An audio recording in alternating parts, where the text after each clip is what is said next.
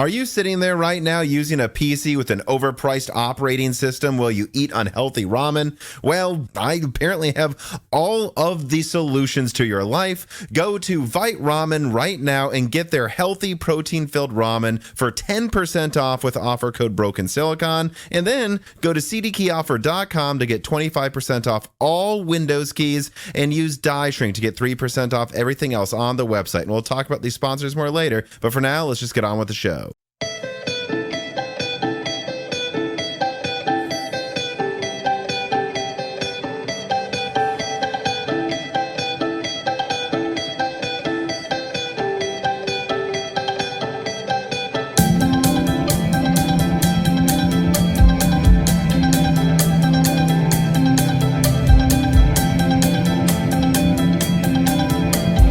And welcome to Broken Silicon, a gaming hardware podcast. I am your host, Tom, and today I am joined by my co-host, Dan.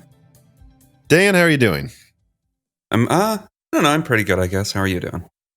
I'm fine. I mean, we just started getting some snow a couple hours ago here in Nashville. This is the middle of what I would consider the very short Nashville winter. Of course, my girlfriend's from Nashville, and she says, no, it's, very cold between, I don't know. Honestly, she would say probably from November to April. But, I brought up an example of why I sometimes will laugh when she says something's cold that I don't consider being cold, because I'm from Minnesota. And I'm not one of those jerks who's like, I wear shorts when it's 20 degrees outside. We all freeze to death at the same temperature. But when we started dating, she would often be like, oh, it's chilly out. And it'd be like 50 degrees. Of course, she came to Minnesota with me for the holidays to meet our family this past season. And the local news was on, and the newscaster was like, and of course, down here in Minnesota, it's going to be getting close to it'll actually, usually it'd be 20 degrees, but it is going to get close to 25 degrees finally during this unseasonably warm winter. So once we hit 25, it'll start to finally feel a bit chilly. I looked at her and went, that's chilly. Yep. 50 degrees is not chilly. That's springtime in Illinois, let alone Minnesota. And right now, it is very cold here. My dog, unfortunately, seems to have gotten it's not a huge thing, but she was outside for a minute too long, so now one of her paws is a little hurt, so that's fun. Jeez. Yeah, your dog, Wendy, has never been the best in the cold. She's generally pretty good, although out in Massachusetts, it doesn't really get as cold here. It just gets a lot of snow, so she likes frolicking in the snow a lot, but you have to be careful when it's this cold. Yeah, but you remember that one time we went hunting years ago, and there was that lab with us pheasant hunting, and it was like, when I don't have a picture to show on screen, but when we were done hunting, I literally had icicles on my eyebrows, but I just warm enough so I was fine. I mean, I had icicles on my face, but I didn't have any problems. That lab ran around with no coat on, just licking its paws to keep them from freezing for like an hour. This is not windy, is what I'm saying. No, that if I'm remembering correctly, are you talking about that? There was this one hunting dog that we had once that was like one of the best trained dogs I think I'd ever seen. Like, it was incredible. Yeah. Also, I believe it was a weird breed. I can't remember what it was, but it wasn't a lab. Its color was black, though, right? No, it was like yellow. I think yellow and white, something like that. I'm thinking of an entirely different looking dog in my memory, but we at least remember the details, though. Go on. No, I think it was some offshoot of a Springer. It wasn't a Springer. It was some weird breed I had never heard of, but it was a super, super well-behaved dog. I don't know how you train a dog that well. But that is not Wendy. That is not Wendy. No. But, and it's just funny because of course, my dog, Jessie, she doesn't get cold ever. It's impossible for her to get cold comparatively. But I've tried to explain, though, to my girlfriend that, no, compared to other Midwestern and Northern states, we're talking real winter. It's just January, if we're honest. And the last week of December through January. And then the snow goes away, and it's might as well be springtime after that. Yes, I know it will hit 30 degrees a few days in February, but generally speaking, that's what you would expect in Minnesota all the way until April or something. Like there will be one day that goes below freezing, so you still can't plant stuff half the time. Yeah, I mean, yeah, Midwest, it usually starts getting a little bit like it starts warming up in like the end of February and gets warmer. But you warm-ish can't by plant March, anything. but- It's still going to drop to 30. Oh, yeah, that's true. She considers winter, Dan, if there's one day in the month that goes to 30 in the middle of the night. Yeah, I know. Which is we're not even in the same conversation here. But you know, and then she asked, have they gotten snow there? Dan, have you gotten snow? Yeah, although it has only been one snowfall this year, or one real snowfall this year. But she's like, have they told you if they've gotten snow yet? And I'm like, they usually don't in Minnesota. It's not usually that they tell me. Although I guess it would be news because of how unseasonably warm it was. I mean, when we were there during the Christmas break, I mean, didn't really feel like winter there that I'm used to be honest. So it would be news this year, but usually it's not. No, it was a oddly warm winter where I think some days in Nashville it was actually colder than there. It was. There were a couple of days, but because it was like 35 instead of 40 or something, you know. All right. Well, this is supposedly a gaming hardware podcast, and we like to, when we have them, start with our corrections, which of course you can submit if you support us on Patreon and the Reader Mail channels on the Discord. We have quite a few, though. Well, I shouldn't say quite a few. I should say literally a few this episode. Compressed Earth Blocks writes in and he says, slight correction in Broken Silicon 239. When you were talking about anti-aliasing on Battlefield 3 for the PlayStation 3, it was actually MLAA, morphological anti-aliasing, that was used in the PS3. Oh, yeah, I think I said MSAA.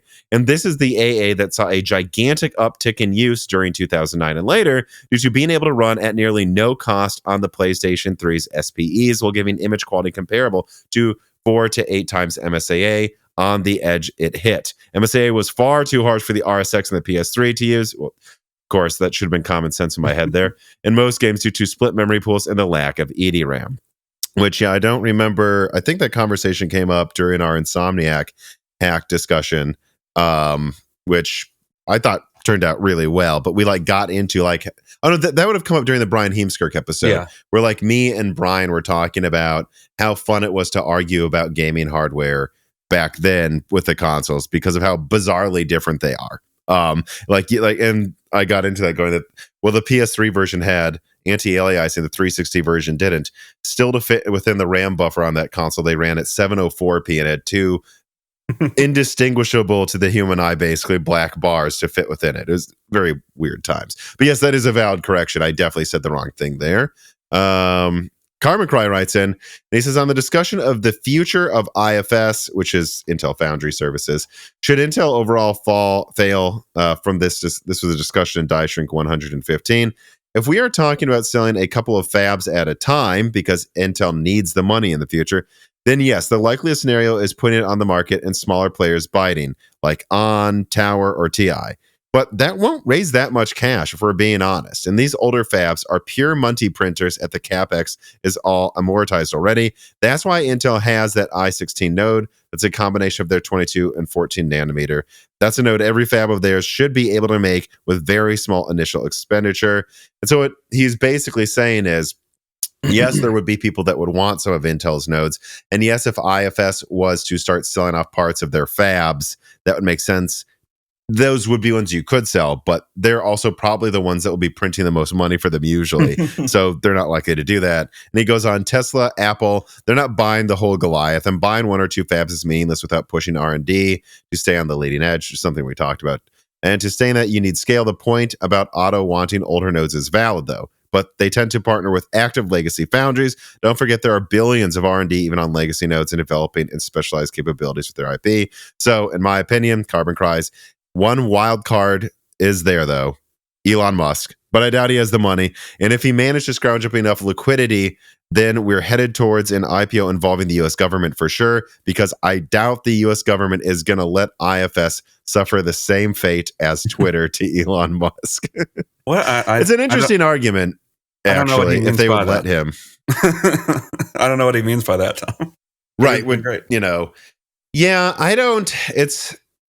if Intel had to sell off some fabs, that's a good point about the older nodes being the most profitable ones. There has to be an insane downturn. You might argue for that to make any sense that they're not being filled. Like that would mean that like TSMC's is so unfilled that somehow Intel can't fill theirs. That's probably not going to happen. Yeah, I don't know. I guess the most likely scenario would just be like some sort of propping up of their fabs with a push from the government to say, hey, make AMD stuff or something then, I suppose. QH Freddy writes in, also in Daishrink 115, you addressed one of my questions regarding AMD versus Intel with laptop OEMs. My point was more that AMD is letting OEMs get away with putting their chips in garbage tier products with a flagship, particularly on gaming laptops, get Intel chips, and then to top it off, the firmware and such is often really half-assed on those AMD devices. This is despite, particularly in the thin and light market, AMD completely curb stomping Intel's offerings. I can understand laptop vendors not bothering to put much effort into AMD products back then when Renoir was the latest and greatest, but at this point, I would have expected AMD to be able to get the OEMs in line and not let them make the AMD laptop market more of a minefield than the Intel one already has been. Oh, I see. So I think, because I think we disagreed with something QH Freddy said about like software or something. And he's saying he's talking like OEMs half-ass the AMD software, not really the AMD side of it. Yeah, I don't know. I it's a valid thing to like clarify there, QH Freddy. But all I can say is that this is something that I hear AMD keeps working on. I hear they could always do better, but for Hawkpoint to really be a big success this year, I agree. I think AMD just needs to go in there and say, it's just like what I was about to say. It needs to go in there and say, don't use our CPUs if you're not going to support them well. But I don't know what you think, Dan. It really is still just a chicken and egg situation for AMD. I mean, like if you mandate that, they're still almost happy to be getting any sales, and you almost can't mandate that until you're so in demand that you have the power. Yeah, and I mean, I think this could be the turning point finally, where even though Intel's been falling behind technologically from AMD for a while now, I really don't think it's showed up that much in laptops yet. And it's kind of showing up in laptops now, although it would be far, far better if AMD could come out with something with Strix in like the next 3 months instead of when it's most likely going to come out in like the second half of this year. Because, Hawkpoint is probably going to end up edging out Meteor Lake. It's still not that knockout blow where they have to demand AMD instead of Intel.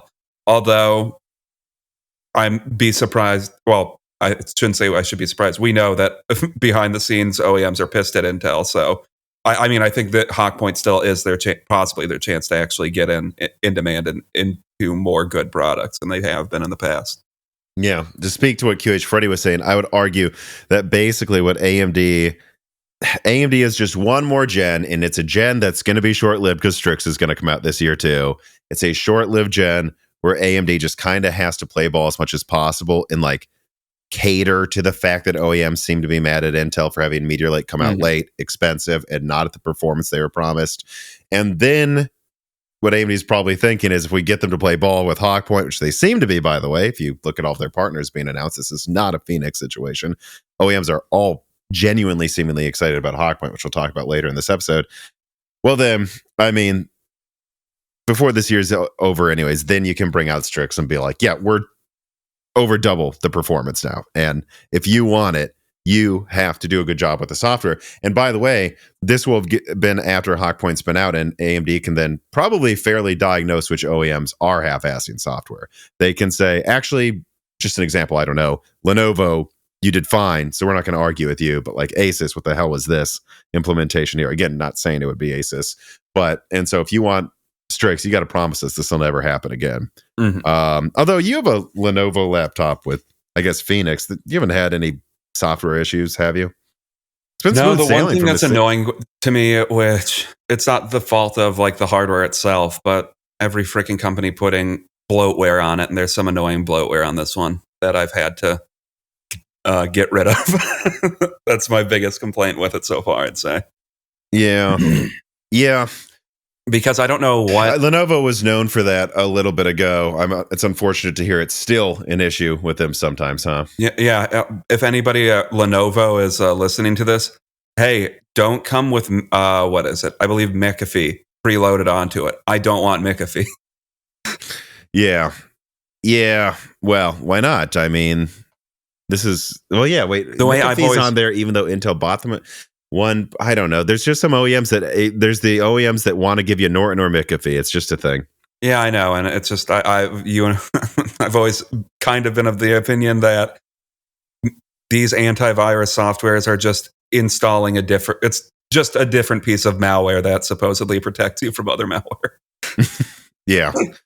All right. Well, let us move forward then to the first full story of this episode. RTX 4070 Super reviews begin. All right. So I have a write up here. Hot on the heels of initially analyzing the Super announcements and leaking early supply whispers for said products, today this channel will be analyzing initial review data for the RTX 4070 Super, a 192-bit 8104 card that has received both a around 30% L2 cache increase and an around 20% CUDA core count increase over the standard 4070. And that 4070, by the way, just got a price drop to $549, whereas this will have an MSRP of $599. In summary, based on third-party reviews sent to this channel by friends early, the RTX 4070 Super is about 12 to 16% faster than the RTX 4070, depending on the average you are looking at. And this seems like a fairly consistent uplift in all resolutions based on what I have seen today. Now, to put things into perspective, that performance uplift over the 4070 also makes the 4070 Super about 9% faster than the 7800 XT, and the 4070 Ti, though, is still 8% faster than the 4070 Super. So, yeah, I mean, the 4070 Super also indeed consumes only about 15 to 20 watts more than the 4070, and thus about 30 watts less than the 7800 XT. And thus, the 4080 consumes about 35 to 40% more power than the 4070 Super, will be about that much more performant. What I'm getting to is the 4070 Super seems like it might be a hair more efficient than the 4070 and tie the 4080, if not slightly beat it, making it the most efficient graphics card on Earth, if that is the most important thing to you, is frames per watt. But what else is there to say? Well, though, this summary is almost exactly the same sort of uplift as we saw from the 2070 to the 2070 Super years ago. A large uplift, but still about 7% weaker than the card being EOL'd above it. Now, that is the 4070 Ti is going to be end-of-lifed immediately. Before, it was the 2080. So it isn't quite the same thing as the 4070 Ti, is what I would have to say, but it is close.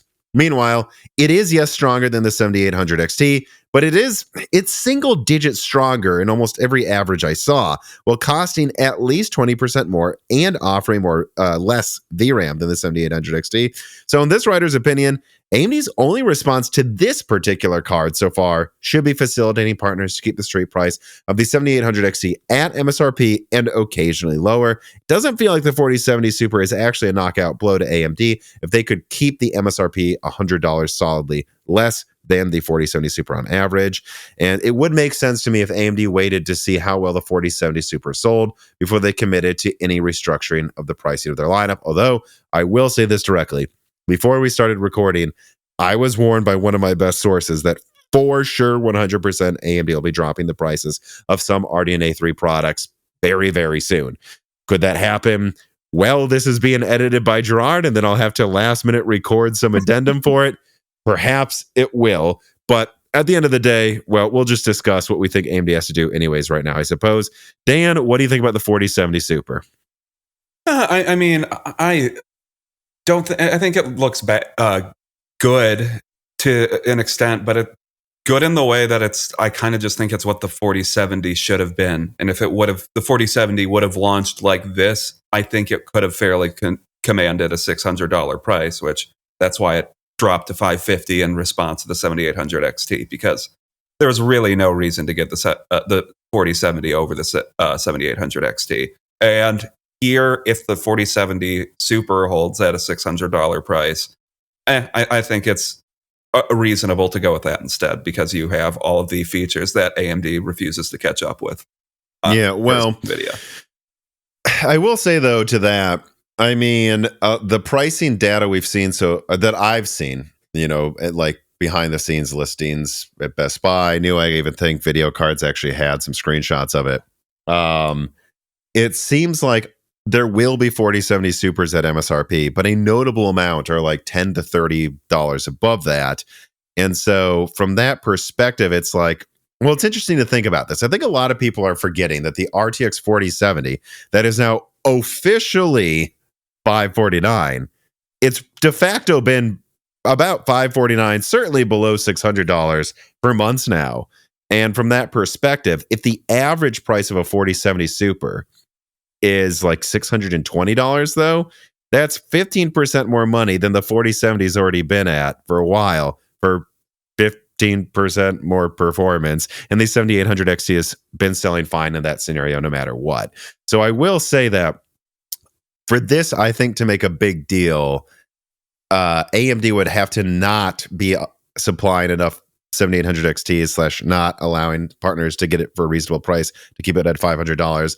And then, Nvidia would have to actually have it at $600. But if it ends up like a $650 card and the 7800 XT goes to $500, no, I'm not telling anyone to spend 30% more money for less VRAM and only like 8% more performance or something. Yeah, if they really wanted to like even start making a splash, like, I don't know, $579 or something would have been a bit better price. Like, and I don't think that's realistic. And this or like even $550 would have killed the 7800 XT, I think. But this is just, it's fine. And I'm not going to call someone an idiot for getting a 4070 Super if it holds at 600.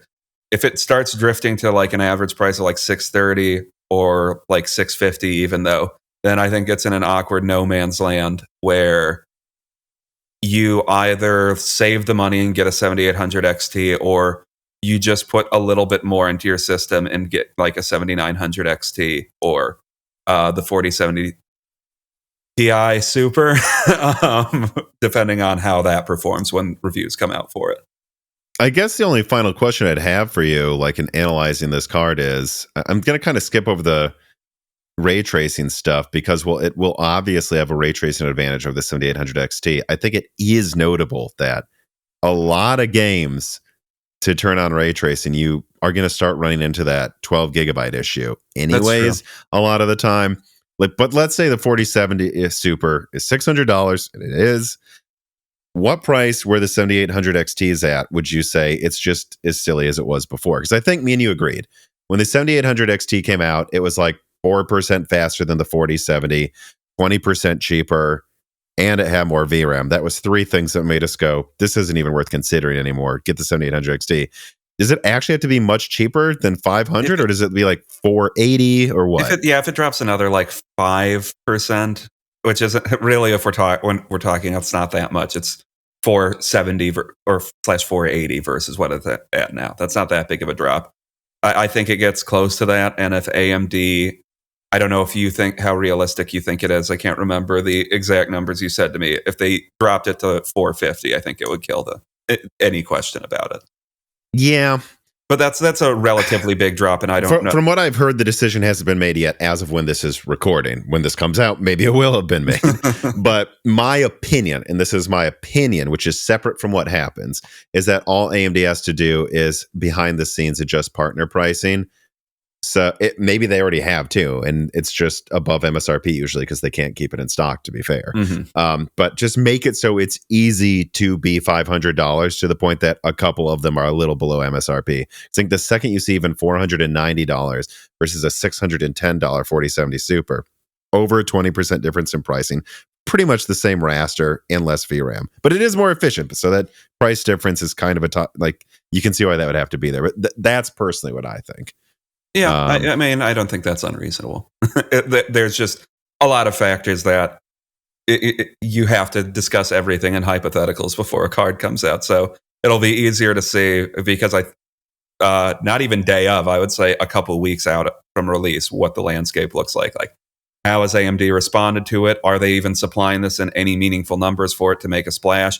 This is just my intuition, but like I think the 4070 Super should be a high volume card, but short term, I think it will be higher volume for sure than the 4070 Ti Super and slightly higher than the 4080 Super. Okay.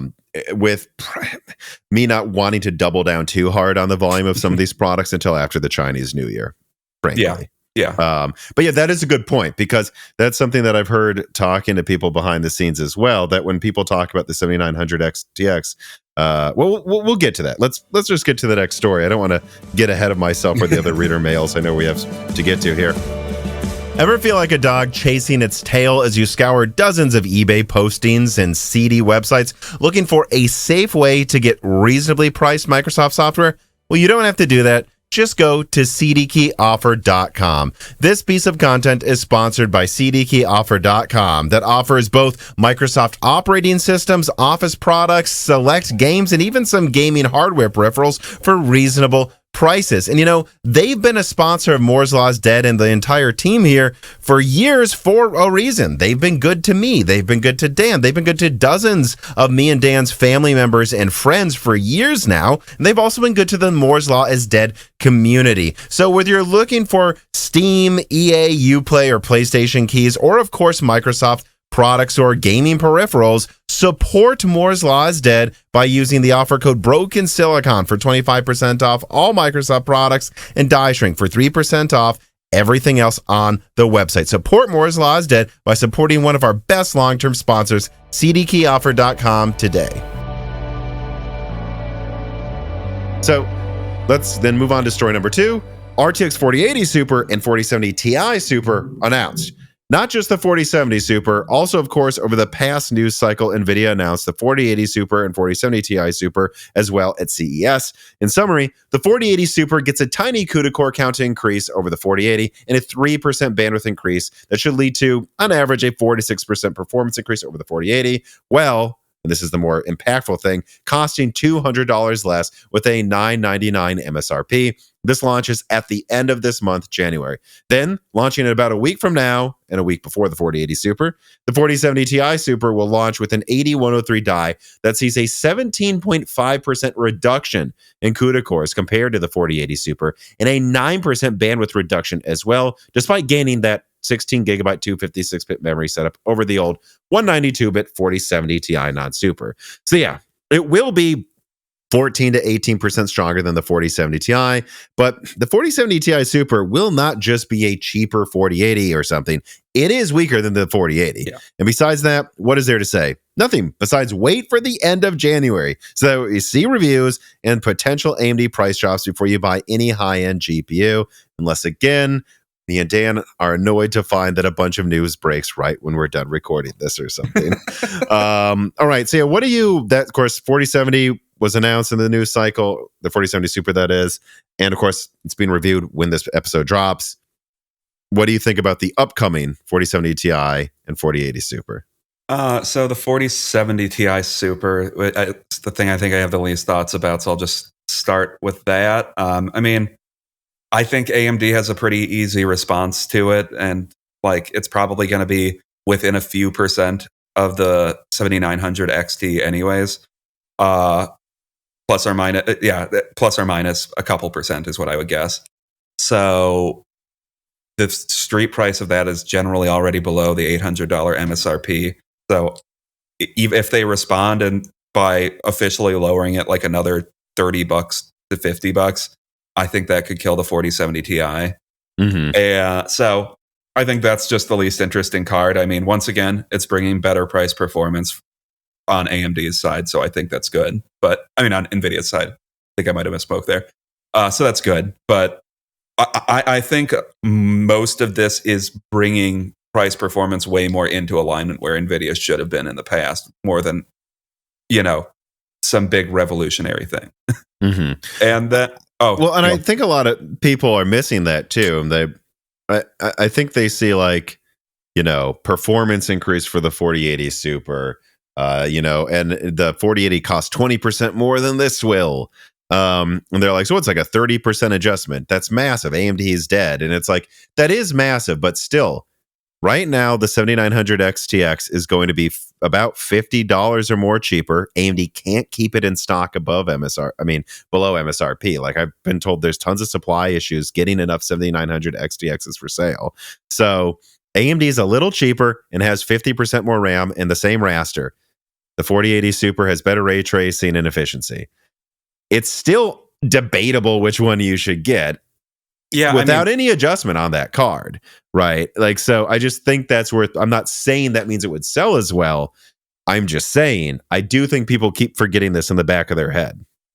Yeah, I mean, the 4080 to 4080 Super, you could argue is a 30% adjustment in performance. It is, I guess, but it's also because the 4080 was the worst priced card in that entire lineup, I think.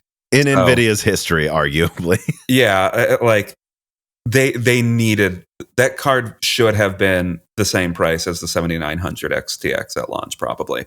The fact that they thought they could get away with $200 more than it is nonsense. And now the fact that the 7900 XTX, I don't know general street pricing, but it's usually relatively easy to find it at like $900. Actually, it's gone up in price over the past week a little bit. Yeah. So for a long time, then it has been relatively easy to find for $900 if you're willing to look a little bit. But this is Best Buy. But yeah, so when you have it, what is that? The 7900 is 25% cheaper, 10% better raster performance, and has 50% more RAM than the 4080. It's just defeats it at every level except for, the 4080 makes up for it. Yeah. So really, I mean, I think the 4080 Super is kind of like the biggest admission of defeat in NVIDIA's history, because they didn't even try to go for the 4080 Super at $1,200. They're like, nope, it needed to. The 4080 should have been 10% stronger when it came out, and should have been 20% cheaper. Like, by the way, the amount of people in the comments that called us morons for, or really not us, I should say me a moron for making up a leak that it was going to be $999 months ago. I mean, I don't know why. To those people, if you're listening, I know a lot of you are because you comment on every single video despite claiming you hate us. I just want you to understand, it wasn't a lucky guess, right? I had people at Nvidia that told me the price. And if you think it's surprising, it's only surprising if you don't believe the other stuff this channel has leaked. The 4080 is a sales disaster. A fucking shockingly bad selling card. Worst in Nvidia's history, relatively speaking. It's almost like this price proves what we've leaked about 4080 sales is also not made up. Yeah, I will say, I know like websites usually respond algorithmically, so they just like increase price based on demand. Yeah, I'll definitely say that the street pricing of the 7900 XTX is definitely a bit overpriced right now. I would not buy it at I would not buy that at $1,100, which is what some of them are priced at right now. Mark writes in and he says, I'm calling it. On the street, the 7900 XT cannot command a premium of over $50 over the 4070 Ti or 4070 Super. Furthermore, the 7900 XTX cannot command a premium of $30 above the 4070 Ti Super. I don't know if the Supers will be MSRP this quarter, but I promise that AMD's cards won't be more than the premiums described. Would you put any money on the market actually bearing a greater premium than described for the AMD cards? Street price for 4 consecutive weeks before next gen. So I'm going to skip over the bet because you have a complicated way of trying to qualify what the bet is. So I'm going to just skip right over that, but just get to your overall point is you think if AMD weren't to drop prices that they'll get absolutely destroyed in sales. And I will say, I reached out to several contacts today, like I usually do when I'm putting together the notes for this episode, to just make sure I'm not missing anything changing behind the scenes right before we record. Now, I've been told by everyone across the board that the 7900 XTX is in short supply, selling well, and if anything, it's commanding a higher price after Super was announced than before, suggesting that people saw the 4080 Super and said, fuck that, I'll get a $900 7900 XTX or something. So there is no evidence behind your claim, is what I want to make clear here. The XTX is preferred over 16 gigabyte cards that cost more. I think that's just clear. All right. Now, having said that, though, I do think they'll probably drop the price to something. And I think if it did drift above 4080 Super pricing, I think the 4080 Super would probably sell better, especially short term, because I'm hearing from some retailers that at least short term, you'll see a spike in 4080 Super sales because these are the people giving up on trying to get a 4090 for 1600, and this was the nudge they needed to consider something weaker, is what I've heard. But I don't know if that's going to last long term, because that's going to be a set amount of people that were trying to get a 4090 for 1600. Once that sells through, I don't know if that's everyone else. What were you going to say? No, I was going to. So you have to think about it too, though, because the 4080 Super gets released, or not released, announced, and then a bunch of people decide this is the deciding factor. I'm going to go ahead and get a 7900 XTX now.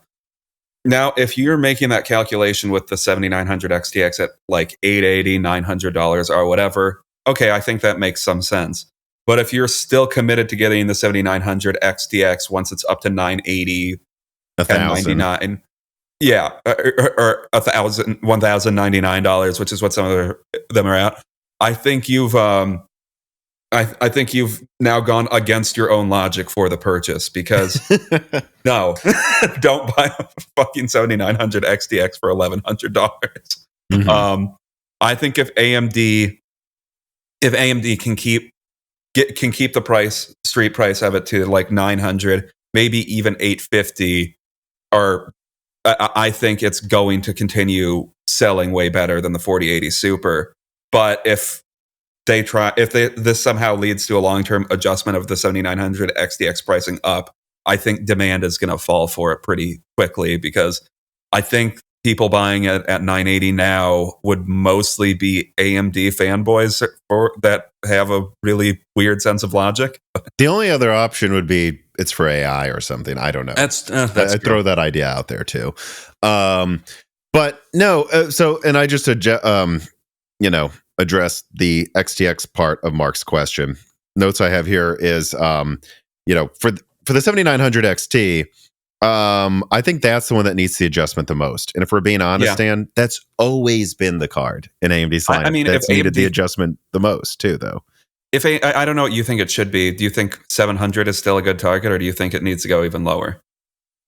I think 699 is fine, and I think we'll see. In a week from now, we'll see the 4070 Ti Super benchmarks. But from what I have seen, people are forgetting the 4070 Ti Super is not a fucking 4080. It will be weaker. So the 7900 XT was already, I think, sometimes in averages double digits stronger than the 4070 Ti. What does that mean? Well, the raster of the 4070 Ti Super and the 7900 XT is probably going to be fairly close, within 5% of each other. And yet AMD's card has more RAM. So I think if you go down to $700, you're like, we're $100 less, same raster, more RAM. I don't think it needs to go lower than that. And frankly, below that, I think the margins become questionable anyways. But so all of this is to say, I don't know. Look, and again, I'll be annoyed if this breaks and we're posting the episode. I will be very annoyed, but we will see.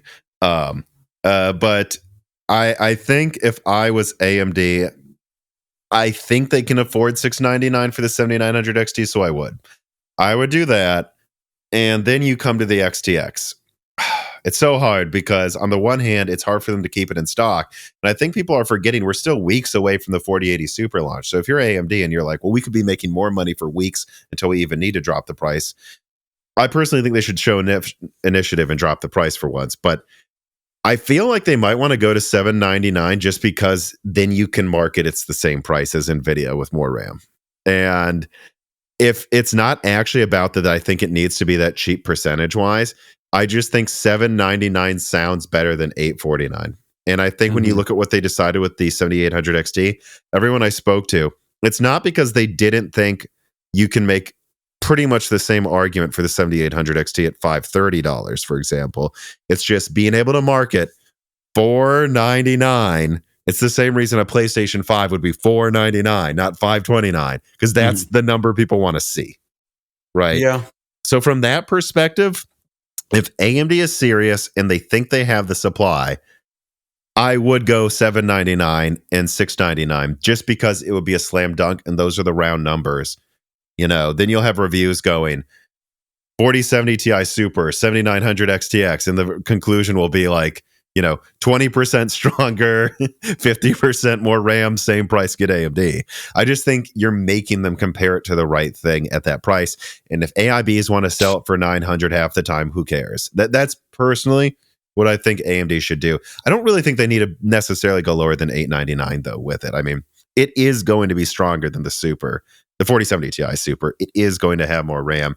I think having a slight price premium over it is fair. I just think 799 is more marketable.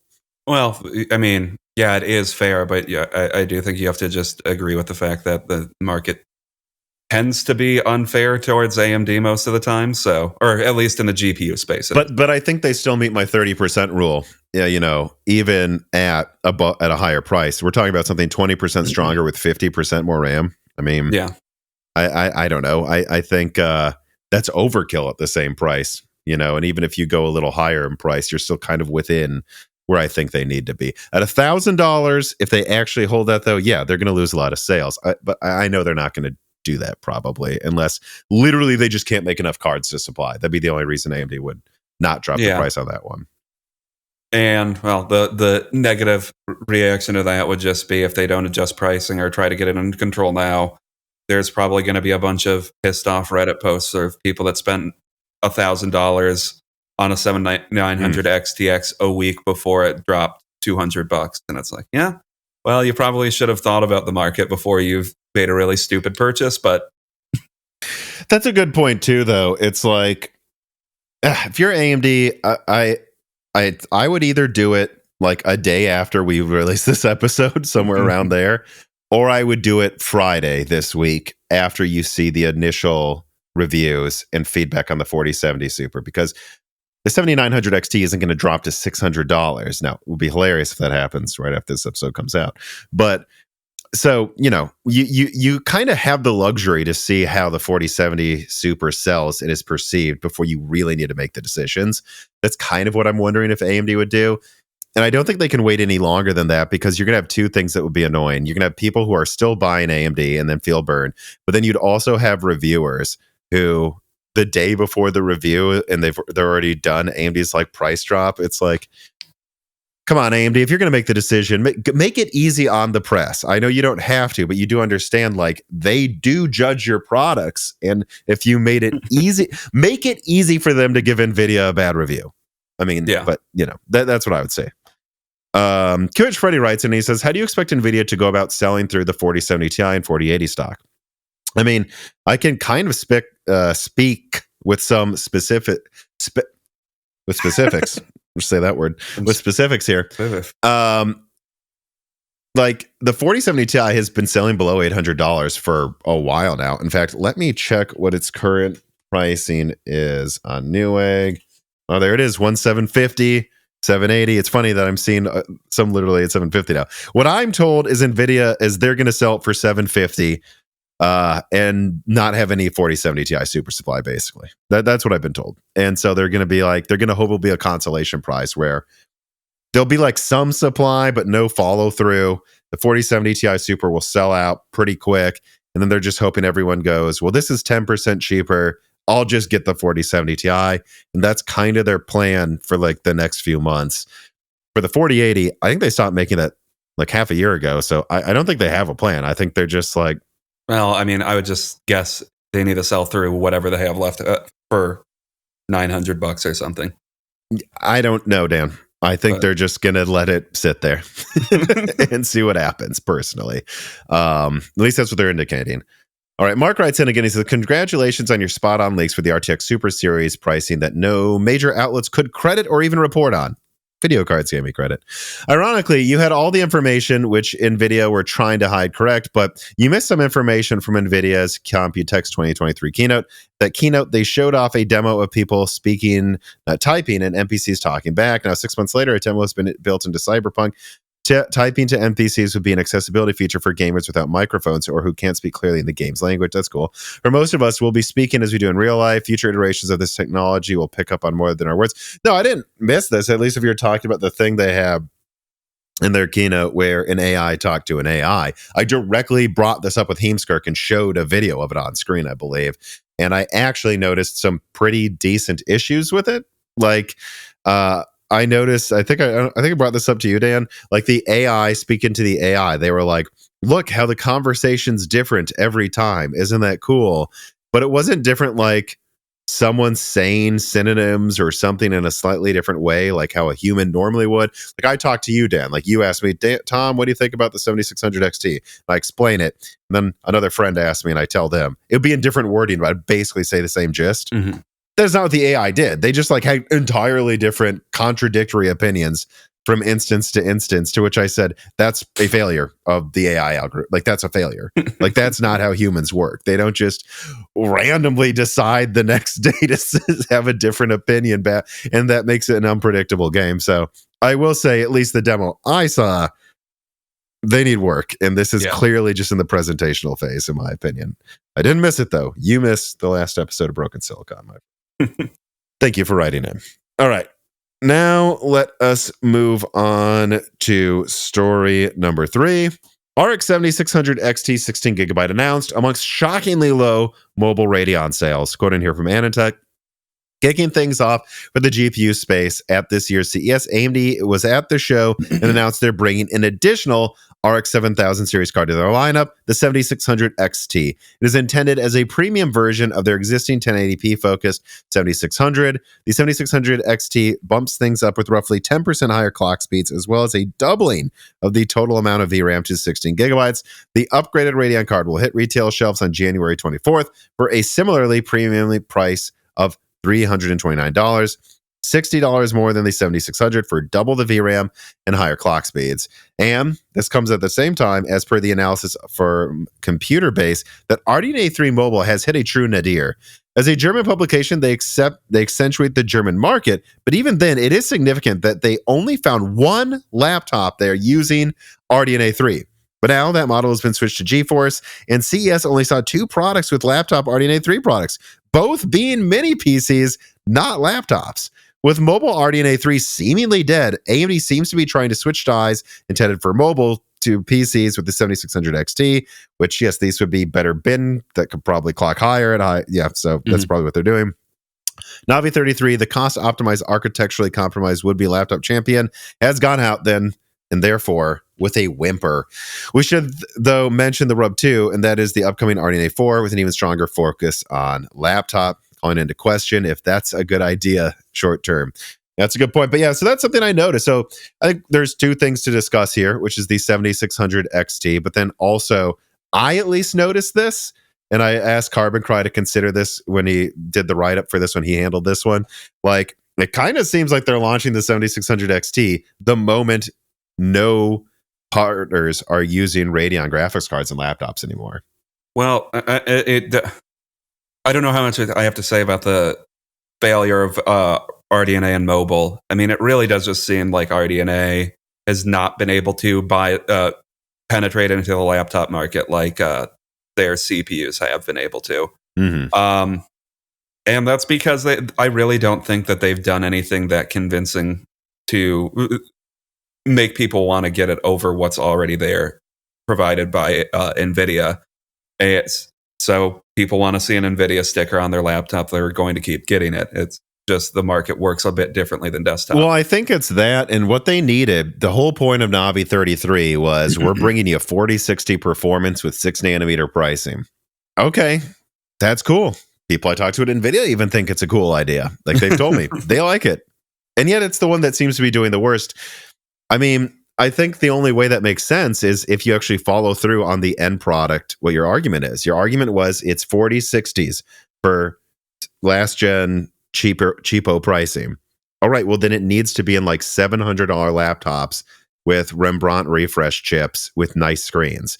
If there would have been $1,200 4060s and then Ryzen 8 core Zen 3 Plus 7600M products out there in mass from HP or Lenovo or someone, I think it would have done well, but they just didn't bite. So either they think the total cost difference didn't make a goddamn difference, by the way, which is possible, or at a minimum they're like, I don't know, we can spend $100 more for the 4060 and it will be more efficient, and then we can put the Nvidia sticker on it. And I think that's what OEMs decided.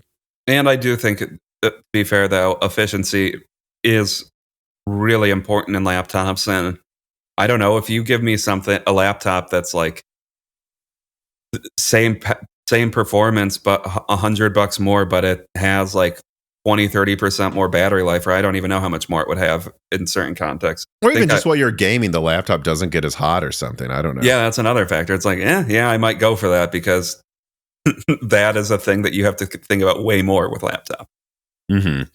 So I think me and you would say, I guess in hindsight, it's easy to construct arguments for why Navi 33 didn't do that well. And I would just say this, a part of it is RDNA 3 clearly fell short by 20%. If it would have been, we're giving you 4060 Ti performance for cheaper than a 4060, which I believe was their initial goal, then yeah, that would have worked well. I think it would have worked, but it was just that little bit weaker, less efficient, and they just didn't have the overall argument to make it happen. Mm-hmm. You know, that's what I would say. All right, but what do you think of the 7600 XT? I mean, so I think what's going to happen with this card is it's going to be received pretty negatively initially. And I think as time goes on, it's going to become a sought after 1440p entry level card. Why do you think it's going to get bad reviews?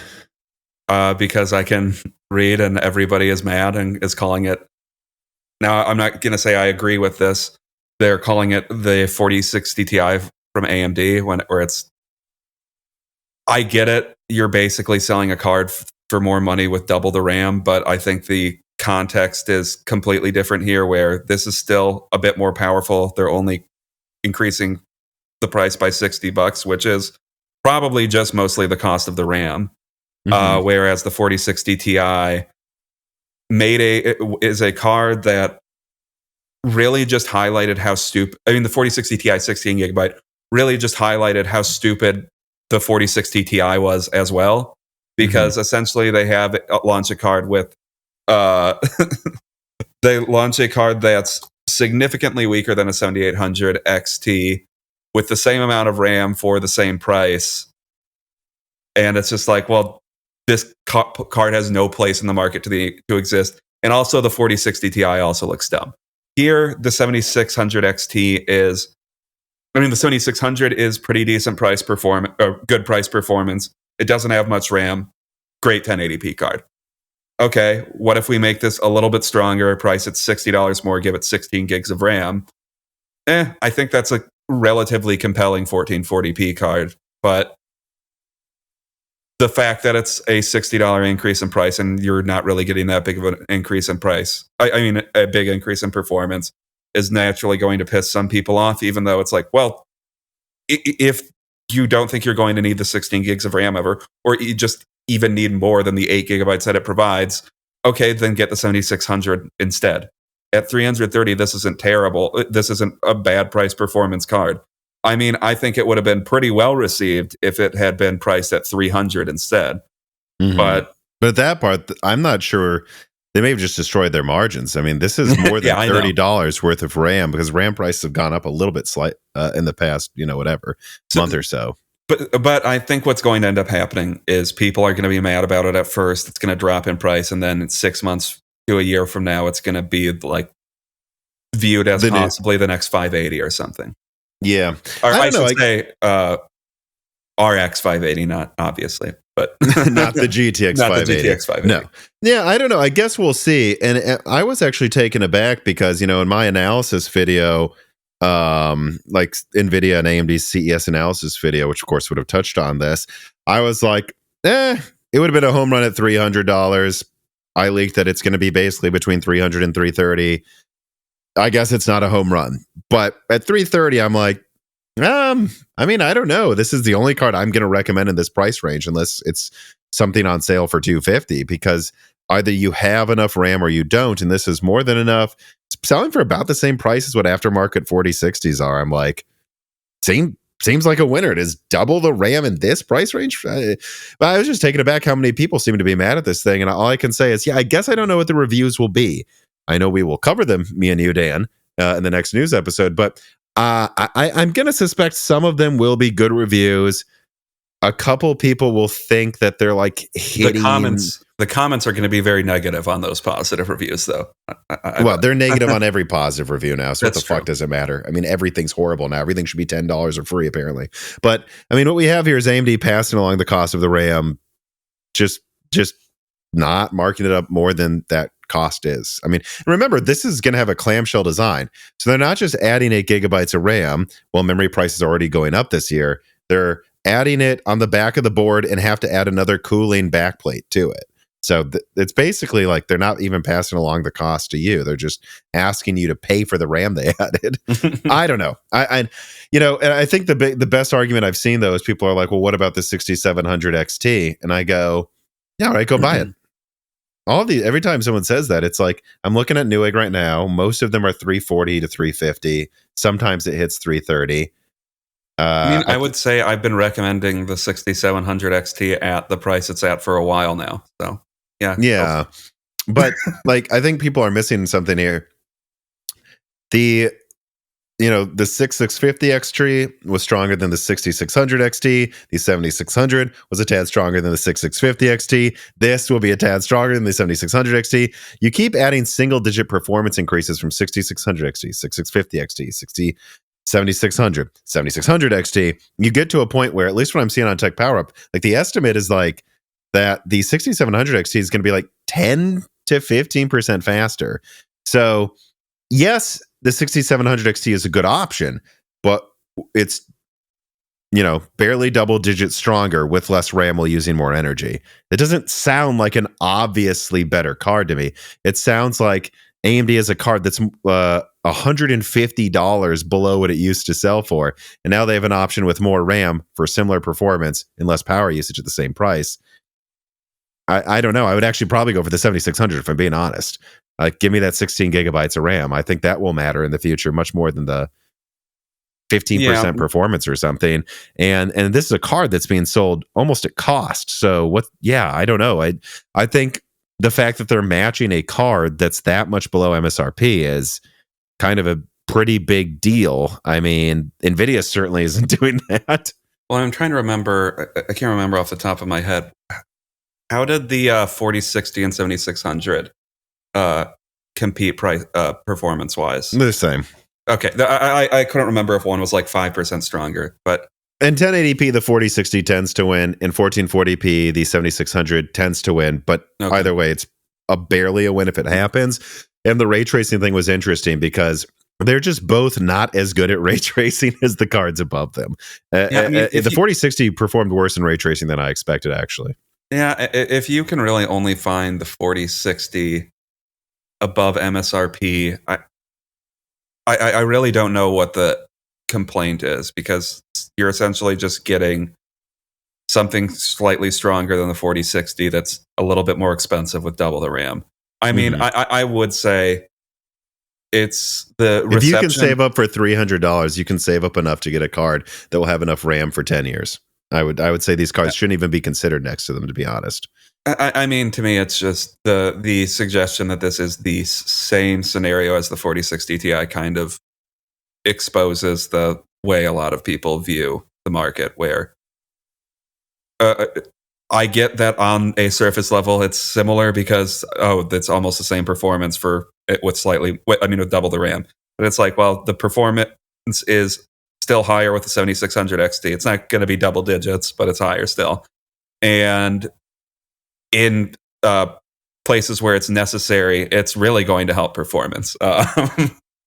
But the price they're passing along the consumer is more or less just covering the cost of what they're adding to it. Where the 4060 Ti 16 gigabyte was attempting to be, I don't know if a higher margin card, but a higher, more profit per unit sold card at a minimum. And it looked insanely stupid next to the 7800 XT.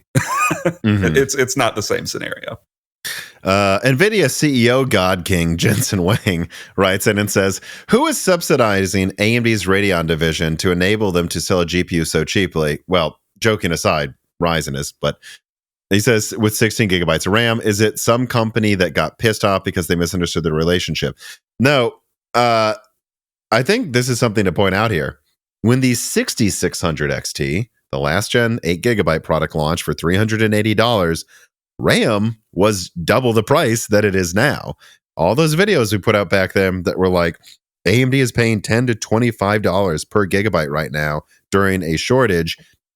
Prices are going up a bit this year, but they're probably spending about half as much. So yes, they're spending half as much and shipping costs are down.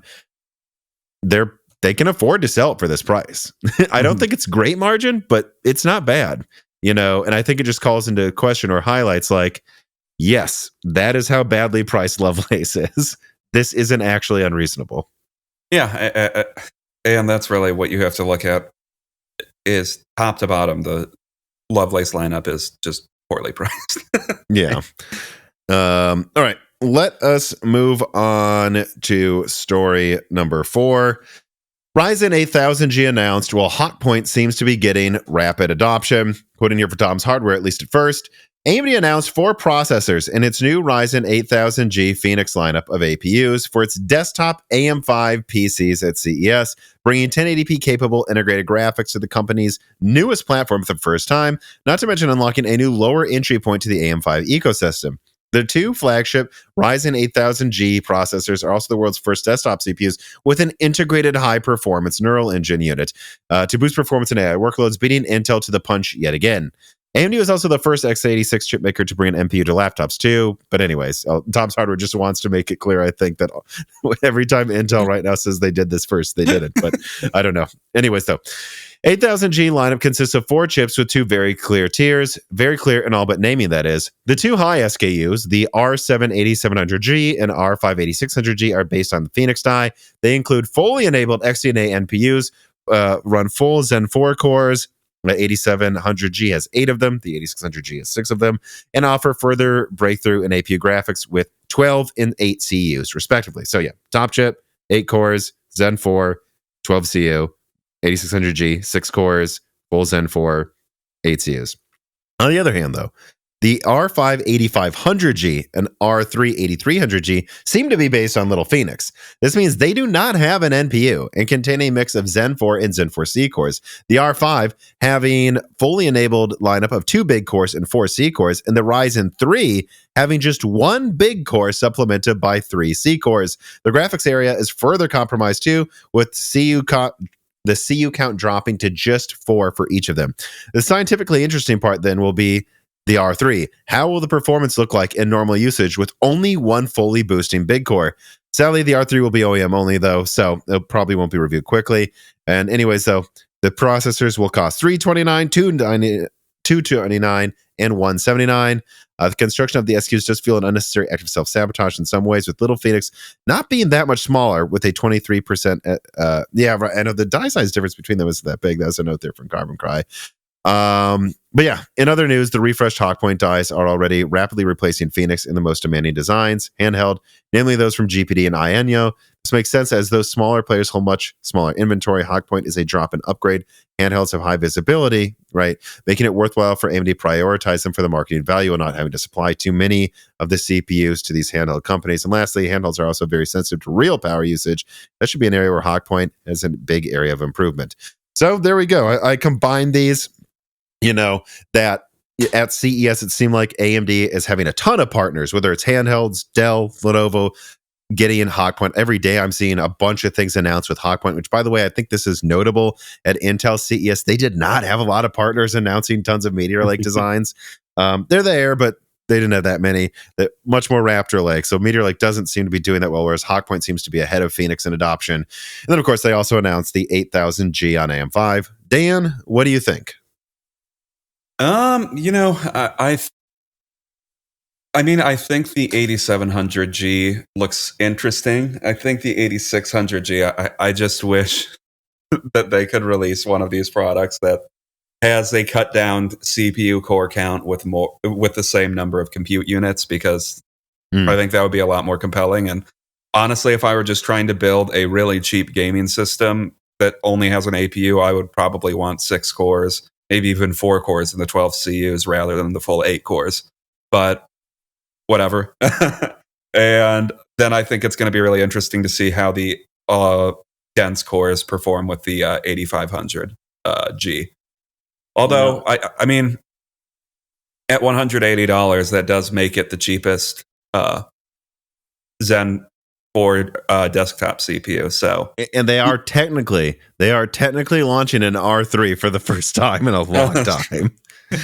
So with that one, it's almost, to me, the compute units don't really even matter. It's just you're getting a slightly more gimped 7600 for cheaper.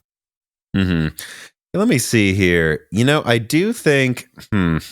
Oh boy, yeah. So I think I saw Kepler on Twitter talking about this, and I just want to double check on AMD's website here and see the difference. So the 8700G comes with 20 PCIe lanes, with 16 of them for graphics. The 8300G apparently comes with, let me see here. Of course, I pulled it up and then lost where I was looking. It comes with 14 total lanes with 10 for graphics, meaning it can only put 8 to the graphics card, really. Wait, what is the R5? I think that's also that. Yeah, that's not great. But I mean, that's enough to run a card, and I think it's a fair point to say that I guess, the 40 all the way up to the 4060 Ti only has 8 PCIe lanes, so that would be enough. True. I guess. Yeah, the 8500G also only has that many lanes. So I do think as like a drop in to hopefully get a better graphics card later, these aren't great. I would much rather have a 7800, 7700X, or 7700X 3D, which are all priced for around the same price as the 8700G, or in that $100 range. I think it is notable that it was just mentioned, though, that the 8300G seems to be OEM only. It's probably for a reason. It's probably because it's only going to be used in systems without a graphics card, or a system where an OEM selected the exact graphics card that doesn't get bottlenecked to go with it, or something like that. And it's the 8500G that I think is kind of the oddest. But, it's Little Phoenix, and so the only thing I can really say about 8500G is I don't really hate it so much as I kind of feel like it's overpriced. Is about all I can say. It should be $199 flat at most. You got 6 cores, and they're weaker cores in the 7600. Well, the 8500G is 180, isn't it? I'm reading that. Are you reading that right now in front of you? I mean, I'm reading the write-up. I can double check online, though. Oh, you're right. It is 179. Oh, well, so then egg on my face. Right, because the 8300G, I misread my own write-up. The 8300G is OEM only.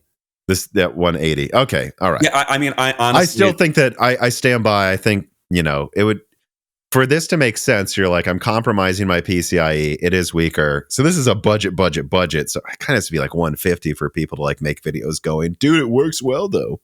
Yeah, because it's a weird CPU because like I almost don't even care about the 4 compute units at all. And it's like, this is something. Agreed. This is something I would get if I'm doing an ultra budget, as much of a budget build as I could, because you're still getting new components with this. So if you're looking to save money, this is something you would get with like, I don't know, a 7600 or something like that. And I think it would pair well with that. Yeah. Again, I think I go back to what we said. Like I said, for these, we talked about this, I believe, a month or two ago. To be a home run, the 8-core would kind of have to be $300. But it's hard to see AMD doing that because then it's the same price, basically, isn't it, then, as the 8-core that doesn't even come with graphics that can play games. And therein lies the problem with a lot of these products, is it's hard to price them appropriately with the other stuff. The one thing I will say is long-term, maybe they'll drop in price below Zen 5 CPUs. And I think really that's where it will be the interesting thing, is if it was like $250 and it's like, hey, it's cheaper than the 9700X or whatever they call it. But, it still can play every game and it comes with a 1650. So I think that's really where they need to be. But otherwise, it's like, it's there, it's cool, but I don't have that much to say.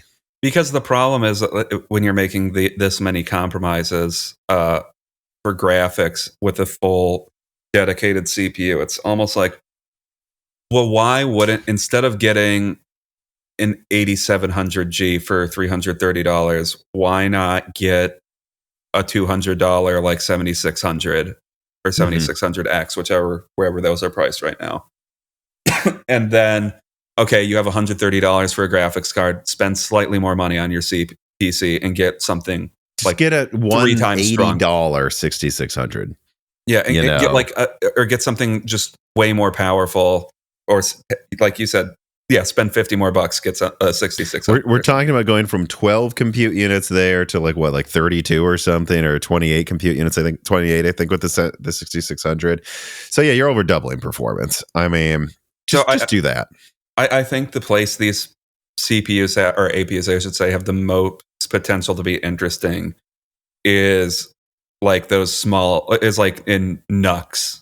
Mm-hmm. You might be able to get something cool out of that, but for DIY, I don't know how good they are. Yeah, I think it is. It's almost just scientific reasons. I think the most interesting thing to see will be seeing the 8300G tested, and I suspect all they're going to prove is that it's not a big deal. It has C cores, like it doesn't really affect the single threading that much. And then we'll also find with 8700G testing. I just want to know if you give it DDR5 8000, if you push it to 150 watts, how strong can 12 RDNA 3 compute units get?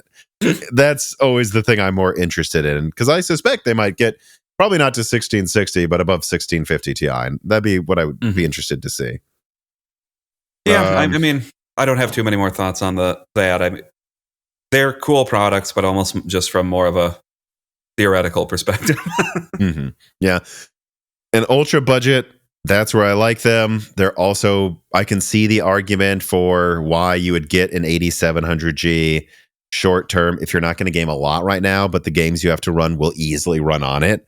And then you get a graphics card. I can see the argument. Look, it's basically the same price as a 7700X. So what are you really losing getting that instead? The only thing you're losing is it does have fewer PCIe lanes, though, than the... yes, and they're 4.0. So if you get like a budget B650 board, it won't make a difference really to you. Yeah, but yes, this cuts out getting the more expensive stuff. But then there'd be some people going, I'm not getting that motherboard. So I can see the arguments, but it's not something that I could see myself talking about a lot. Yeah. You know, the Reaper writes in, and he says, one of the few Meteor Lake advantages I've seen from reviews is the low idle power, courtesy of the low power Crestmont cores. For example, in the hardware Canucks review, a Meteor Lake laptop is shown to have double the battery life of a 7840U, despite only having a 50% larger battery. Right, but if it's idle, right, then the larger capacity comes into play quite a lot. And what screens did they have? I don't know. Without rewatching the video, this is why I don't think their benchmark is a good representation of how most people use their laptops. Okay. I think it highlights an idle power advantage that Intel has, and an advantage ARM SoCs have thanks to being built on decades of maximum efficient designs, well, among other things. From AMD's side, I think their higher idle and close to idle power draw creates a lot of variability in terms of AMD's battery power results and reviews. Well, I think it would actually be the other way. AMD's would be more consistent in their remote scenarios, is where Intel wins battery life. That's why you see some Meteor Lake reviews say it has good efficiency, and you see some saying it has the worst ever. It's actually the variability of Meteor Lake is what would make it inconsistent. May hide the real advantage of AMD. Anyways, though, he says, given that background, how does AMD plan to address their weakness in idle and close to idle scenarios? There's more low power states. Is there a lot of untapped, low hanging, low power fruit to be exploited? So, look, the way I approached with the notes I wrote to answer this reader mail here, the Reaper, is that I'm just going to have Gerard put on screen some 840U benchmark comparisons, which I know, Dan, you already saw a couple nights ago that I sent to you.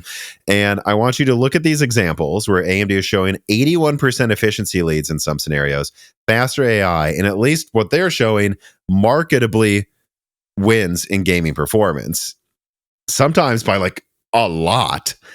I don't think AMD's worried at all. Like, I think the fact that you have to like find one review that found the efficiency better. What do you think is going to happen when AMD starts highlighting the scenarios when they're more efficient? I mean, the slides that will be on screen right now show massive wins in many commonplace scenarios by Hawkpoint. And if all Intel can claim is like in one review, they won a little with a bigger battery. I mean, I don't know. I don't think AMD's worried at all because they know they have Strix coming too. So this is, what are they going to do? Everything. Strix is a full upgrade that's going to wipe the floor with Meteor Lake. Yeah, from everything I'm seeing, it's like if you really torture a benchmark, which I'm not even saying it's necessarily bad to find this context in which Intel wins, that's fine. but if you torture it enough, you can find certain contexts where Intel wins in efficiency. But it seems to be such a narrow window where they can truly claim it. And we're already talking about year-old technology it's being compared against. It's just what I don't quite get the point of the comparison or the point of hyper-fixating on the comparison. That's a good way to put it. What's the point in hyper-fixating on this? Because I don't know. I kind of go back to my analogy of, Intel wins Intel is the king of forgetting that you left your laptop on overnight and now it's dead. They're the king of that. Yeah. Well, no, sorry. In Intel, the laptop might not be dead yet. AMD, it might be. But it might be, because if you, again, all right, so Intel has their example that you, Reaper, said you think is unrealistic, where they win seemingly by 25% or something in idle power. Okay, well, AMD is going to show, I have a slide I'm looking at here that shows in, what is this, Proxyon Office Productivity, 81% better efficiency than Meteor Lake, while actually using Office software. Or here, whether it's Premiere, Geekbench, Lame, Handbrake, they're showing like up to 50% performance leads, up to 80% AI performance leads, and up to 60% higher integrated graphics performance. In remote games, no, Far Cry 6.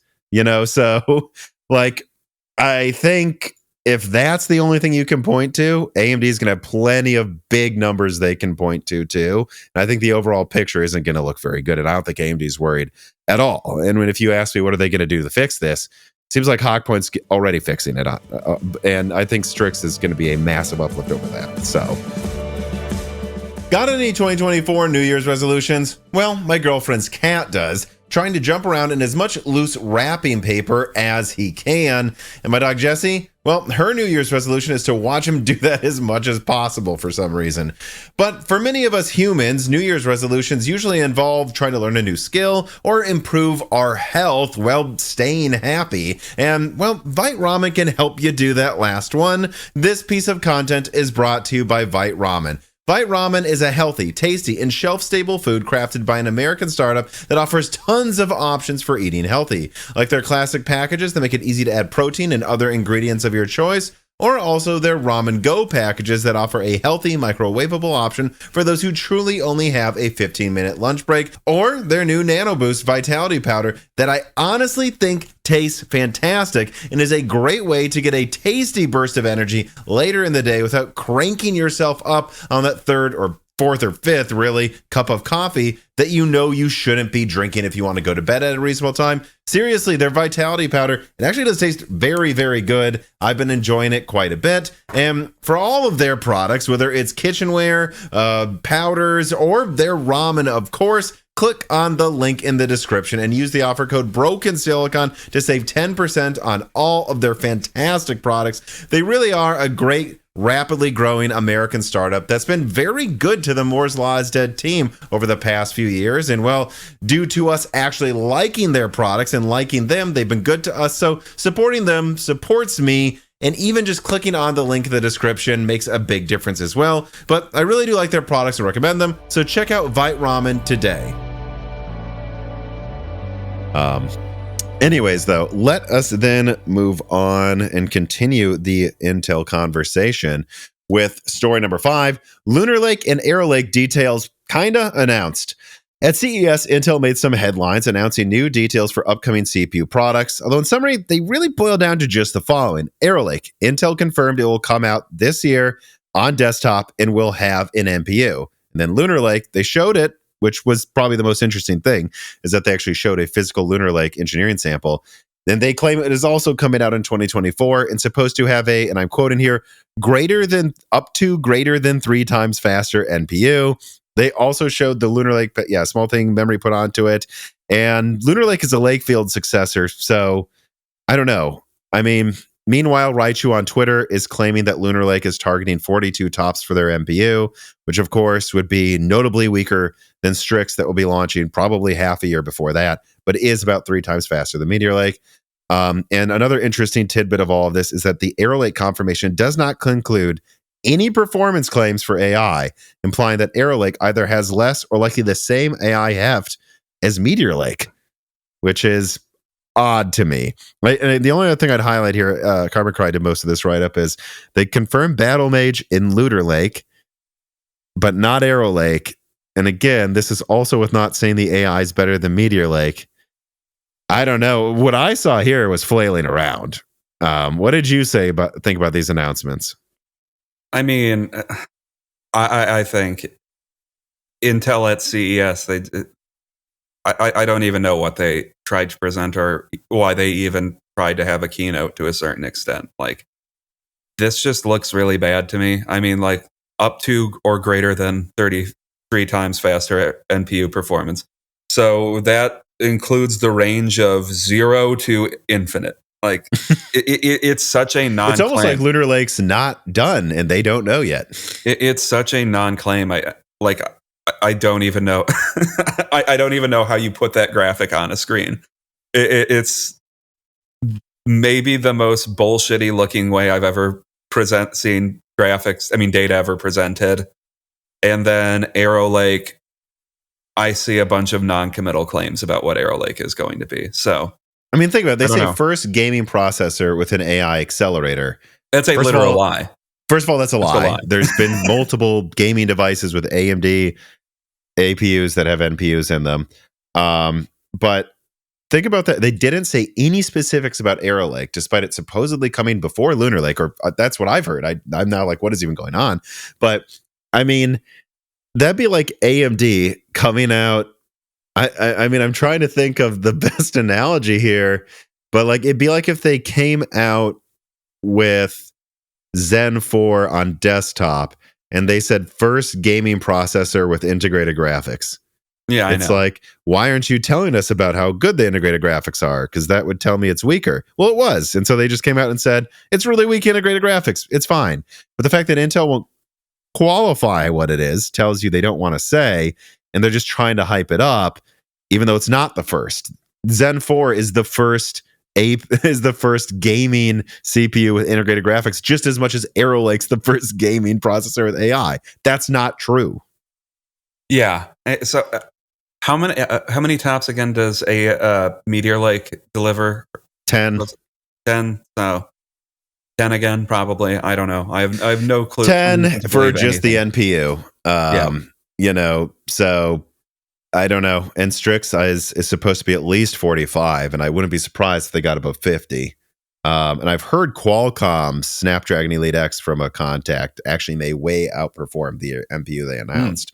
Or like maybe when they said like 45 tops, they may have been like super conservative. We'll see if that ends up incorrect, but that's what I've heard.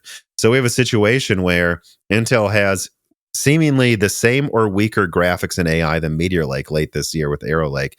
And then their follow-up Lakefield successor is still worse than Qualcomm and AMD's.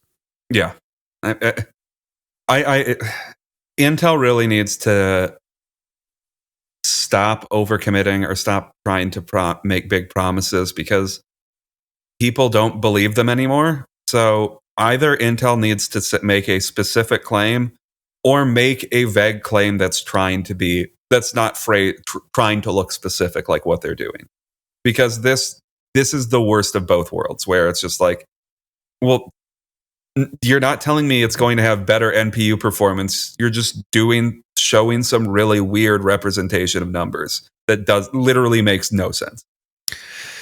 Yeah, and I've told you I have a hunch that the reason they would announce Lunar Lake as Battle Mage is because but not mention anything for Arrow Lake, is perhaps they don't think it'll be ready for Arrow Lake. They think Lunar Lake's going to be a paper launch at the end of December this year, but they have to say it has Battle Mage this year because that's how they can claim Battle Mage came out on time. That's a suspicion I have, everybody watching this. Because I don't know. I know people are acting like other stuff is coming sooner, but like, where is if Battle Mage were coming to desktop soon, where's literally any info? Like if it was coming out in Q2, would they not have announced it at CES this summer? All I saw, and I didn't send it to you because I didn't really think they said much, was they had why can't I think PC World interviewed Tom Peterson again this Intel's year. snake oil salesman. Remaining. The other one was fired. And they asked him, can you say anything about Battle Mage? And he was like, oh, we've got something in the future or something like that. So, and as usual, there were people hyping that up of like, it's coming very soon. I'm like, dude, the guy looked like he was scared to even say it would ever come out. Right? Like he couldn't even say, did he even say this year in that video? I'm not going to, I don't think so, but I honestly don't remember. I watched all he said is Celestial's going well. That's what he said about Alchemist.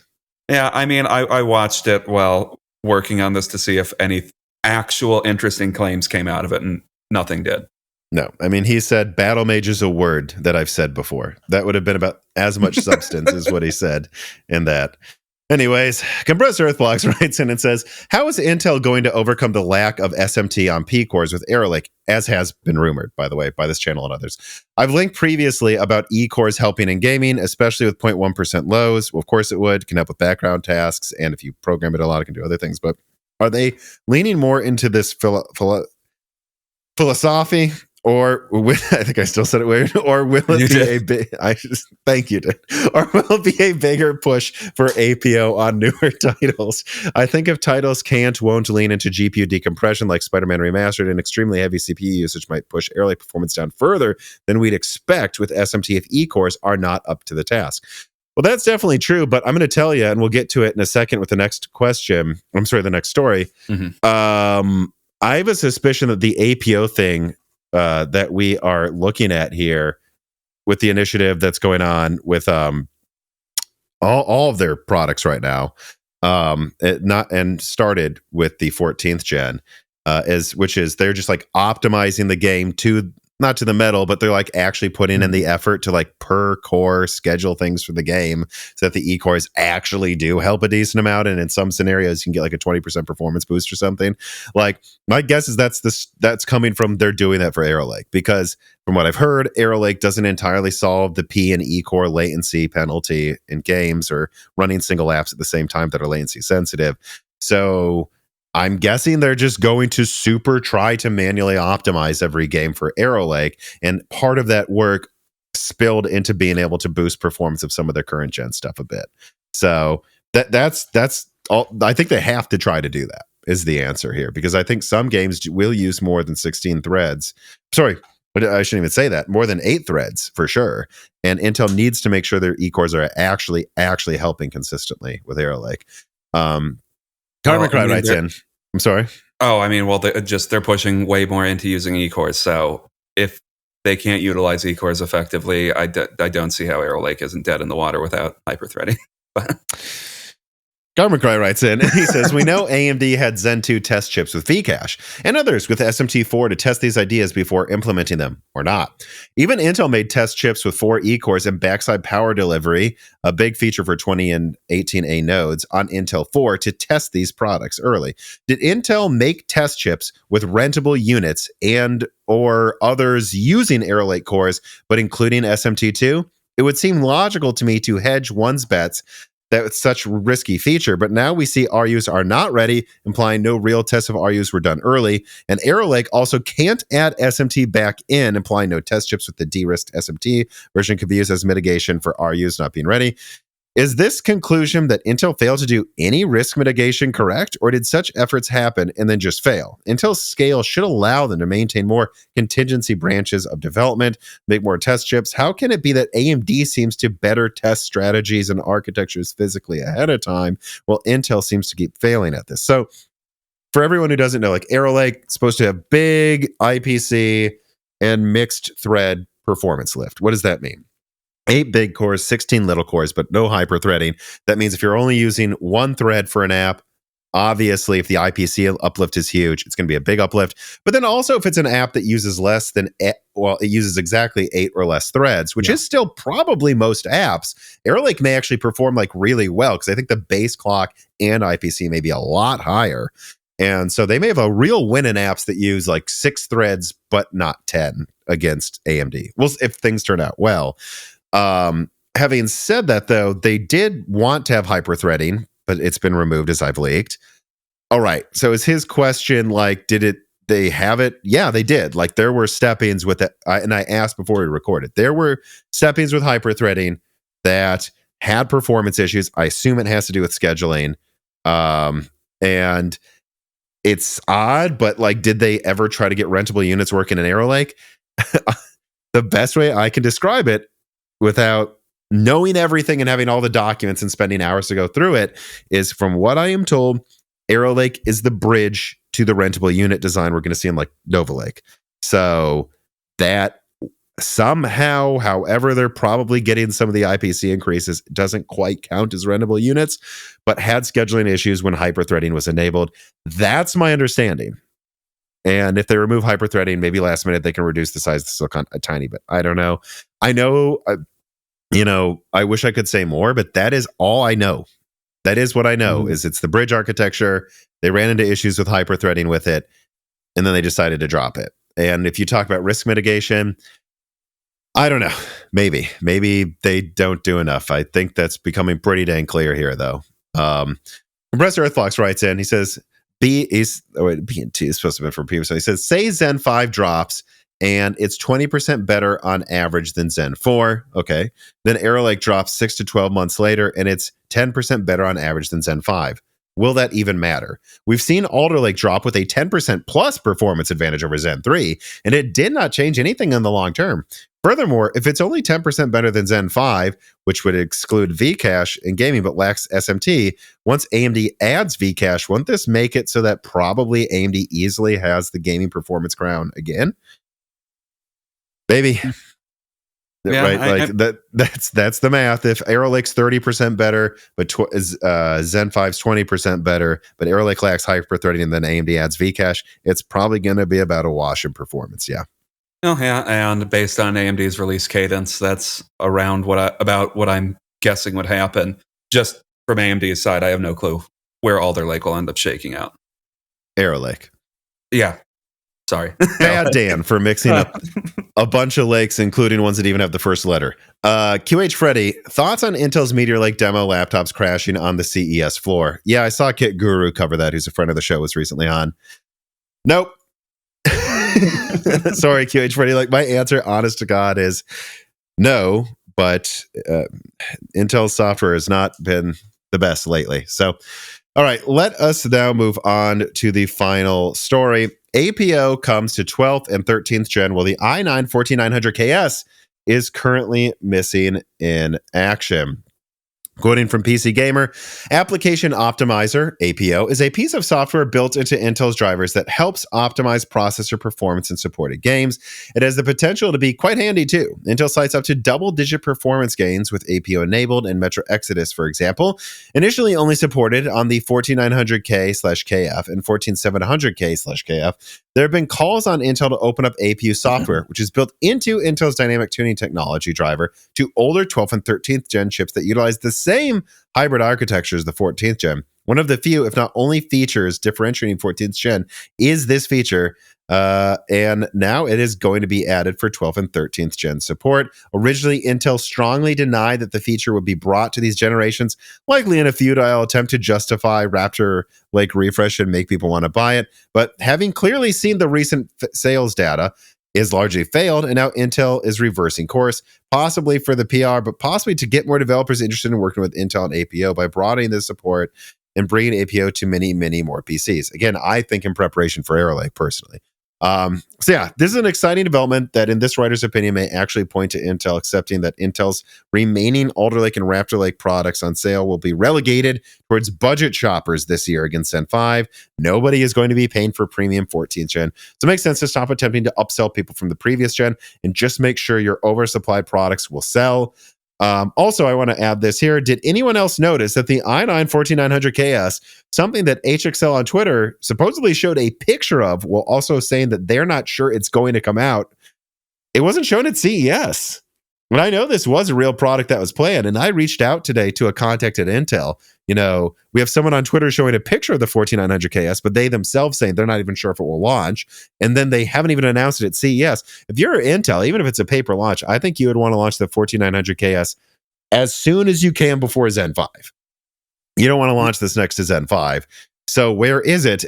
Well, according to my contacts at Intel, I'm actually going to put a quote on screen here. Someone says that they personally cannot confirm if the i9-14900KS is canceled or not, but that they can confirm that there is a lot of internal pressure inside Intel right now to not release it.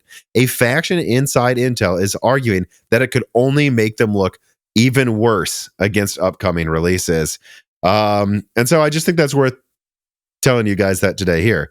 14900KS should have been shown at CES. I believe the 13900KS and 12900KS was. And the fact that it wasn't is a huge red flag.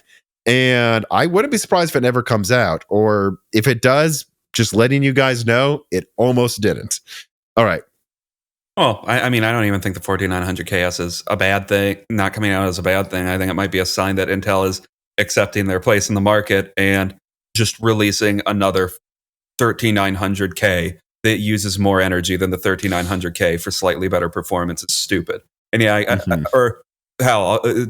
it's just Intel can't keep just boosting power more and more to get slightly more performance because they look really stupid doing that. And the 14900KS would have came out to, they would have sold 2,000 of them, and they would have had 30 reviews that say it's a piece of shit. So I don't know why they would release it. Like, it's a good point, right? And is it going to look any better against Zen 5? Like, it'll be like 2 to 3% faster than the 14900K. And is that going to look any different if Zen 5 beats it, for example, by like 20%? Will anyone go, ooh, Zen 5 wins by 17% instead of 20? Ooh, Intel isn't that far behind. And then they go to the power consumption and they're like, Intel uses 5 times the power, whatever it would be, probably 3 times the power of AMD. What is the point in getting the bad press? Like, and I just combined these two things because I did get this information from someone at Intel last minute, to be fair, is why I kind of just shoehorned it into one of the stories. But the other reason is I just think it is, again, kind of like the 7600 XT launching during bad Radeon laptop sales. Feels like this is connected too. Intel maybe not choosing to launch an overpriced product that will get bad reviews, while also choosing to give better support to their budget products. Maybe Intel's accepting reality here and knows that 2024 is going to be about Intel being a budget brand. And the sooner they embrace that is the sooner they have some stop loss in losing sales, because they just need to sell their stuff for less with the best software they can and stop trying to upsell people to something that already loses to AMD anyways. Yeah. And then, I mean, there's nothing negative I can really say about them bringing APO to previous gens. It's something they should have done immediately and not pretended that it couldn't be done, because I think everybody immediately saw through that. But it's the same architecture. Now they have maybe some good PR for it, but I think a lot of people are going to view this as a cynical move because, it is a cynical move. But, I mean, I hope APO... Yeah, that would have been a big deal, wouldn't it? If they would have just come out and they're like, we're doing BIOS updates and now Alder Lake's 15% faster in a few games. Yeah. All I can say is I hope that APO... I don't think you're wrong, but I hope APO isn't just them brute forcing, optimizing several titles when it is actually something they can figure out how to implement on a more automated level, because if they just have to brute force it, I can't imagine it's ever going to be a full-fledged feature. Yeah, I agree. Well, I don't have anything else. Well, also, though, APO is an interesting term for getting our term for a feature where the feature is getting our E-cores are used correctly, getting our CPUs to actually be used correctly. Yeah. All right, let us now move on to the final wrap up. This is, of course, the stories that we didn't think needed full stories with 5 to 20 minute long discussions, but they did deserve mentioning. And the first one is a 4090D, which I recently leaked in a loose ends, is, as far as I can tell, not going to be banned in China. And it kind of seems like the US government is like, you get the 4090D, and I think it's called the RTX 5880, like professional card. But if you do one more thing like this, they're all getting banned. That's kind of what I'm hearing right now. And it is 5% weaker than the 4090. To be honest, it is weaker than the 4090 than I expected. I would expect like 3% based on the specs difference I saw. So, yeah, I mean, the 4090D has the same MSRP as the 4090, like 5% less power consumption for 5% less performance, So there we go. It's official. Additionally, the set, what is this here? And I think it was, some people have noticed that the 7800M is popping up in databases, suggesting that might come out at some point soon, or at a minimum, AMD seems to have built and tested one.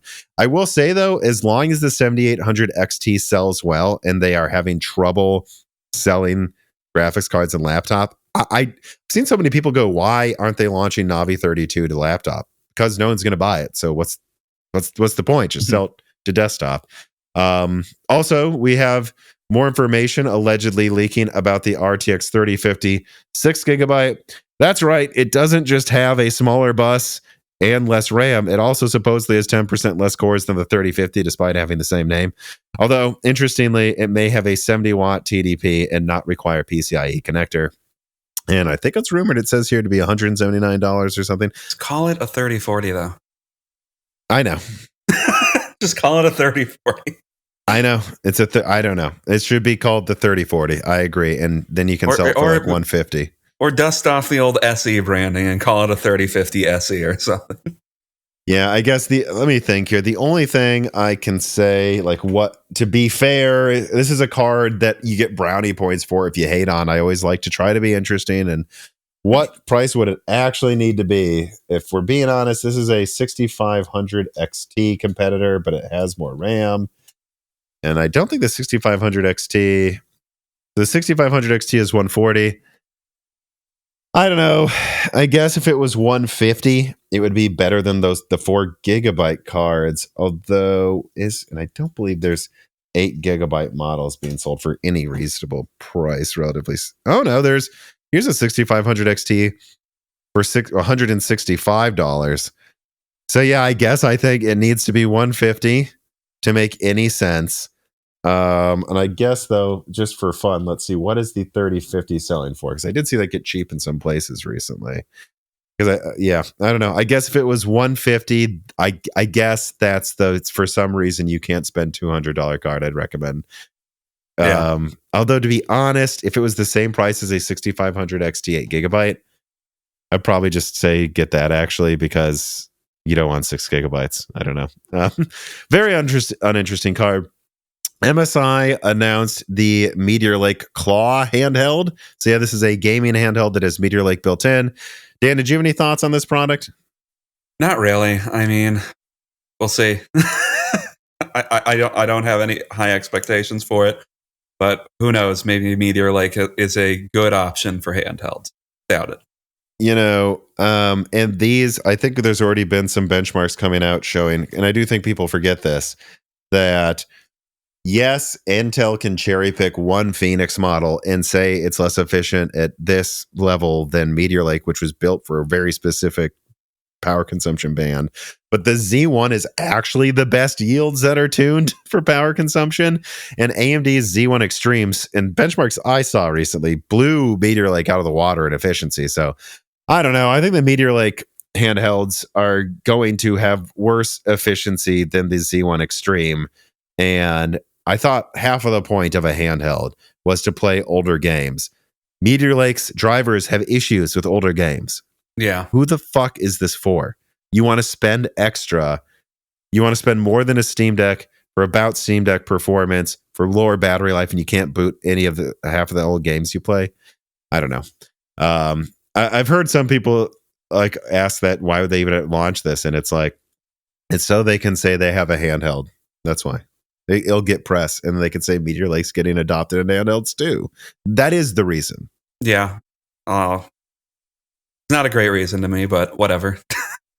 Agreed. All right, let's see. You added this one here. Microsoft thinks they really hit a home run with AI PC by adding the Copilot button. They're modifying keyboards in the future and adding a Copilot button to it. And I just think this is a kind of funny story, because it's like, what's with this branding? No one cares about it. It's kind of stupid, and What's Now stupid? I just think adding like they're adding a Copilot button that essentially opens their AI thing in Bing to the keyboard now. So people are going to love that. To be fair, Dan, I think this is just in preparation for doing more with Windows 12. Yeah. So, but until I see a bunch of people tell me this is a killer feature you need to have, and they've been using it for a year, I don't really have that much to say. AFMF preview drivers at 7000M support. Yes, there were two things here, really. I mean, AMD's fluid motion frames technology. I think they announced it's officially out of beta now. And then they also announced that it's coming to Phoenix, which is actually kind of a big deal. No, I think that's a really big deal. Yeah. Because, yeah, I mean, that means right when Hawk Point's launching, it's going to get this. When 8700Gs are launching, it'll get it. And a lot of these gaming handhelds are about to be able to use interpolated frames, which is a thing. Like, all right, now we're starting to talk. Like, so you'll have an Asus or ROG Ally that has a 120 hertz display to my memory, and now it's running at 60 hertz interpolated to 120. That's actually a real reason to use it. I don't think it makes any sense on desktop, but in something that weak, I can see the idea. Let's see. You added this one here, Dan. Windows on ARM, Qualcomm exclusivity likely coming at an end of 2024, according to the ARM CEO. What is this? So, in Rene Haas gave an interview recently, and he said that he thinks exclusivity with Windows on ARM for Qualcomm is coming to an end at the end of this year. So I didn't even realize. So only they could make Windows ARM products. There's weird speculation on this that it was bizarre to me. I tried to do a little background research on this. I guess it's an open question, maybe, if ARM exclusivity is if Qualcomm has exclusivity to ARM because they helped Microsoft implement their own ARM development. Develop their own ARM CPUs. But now Rene Haas speculates that that's going to open up, so you could potentially see more entrants into the market in the future, like Nvidia in a couple of years or something. Yeah. Yeah, I didn't even realize. I didn't realize that either. That.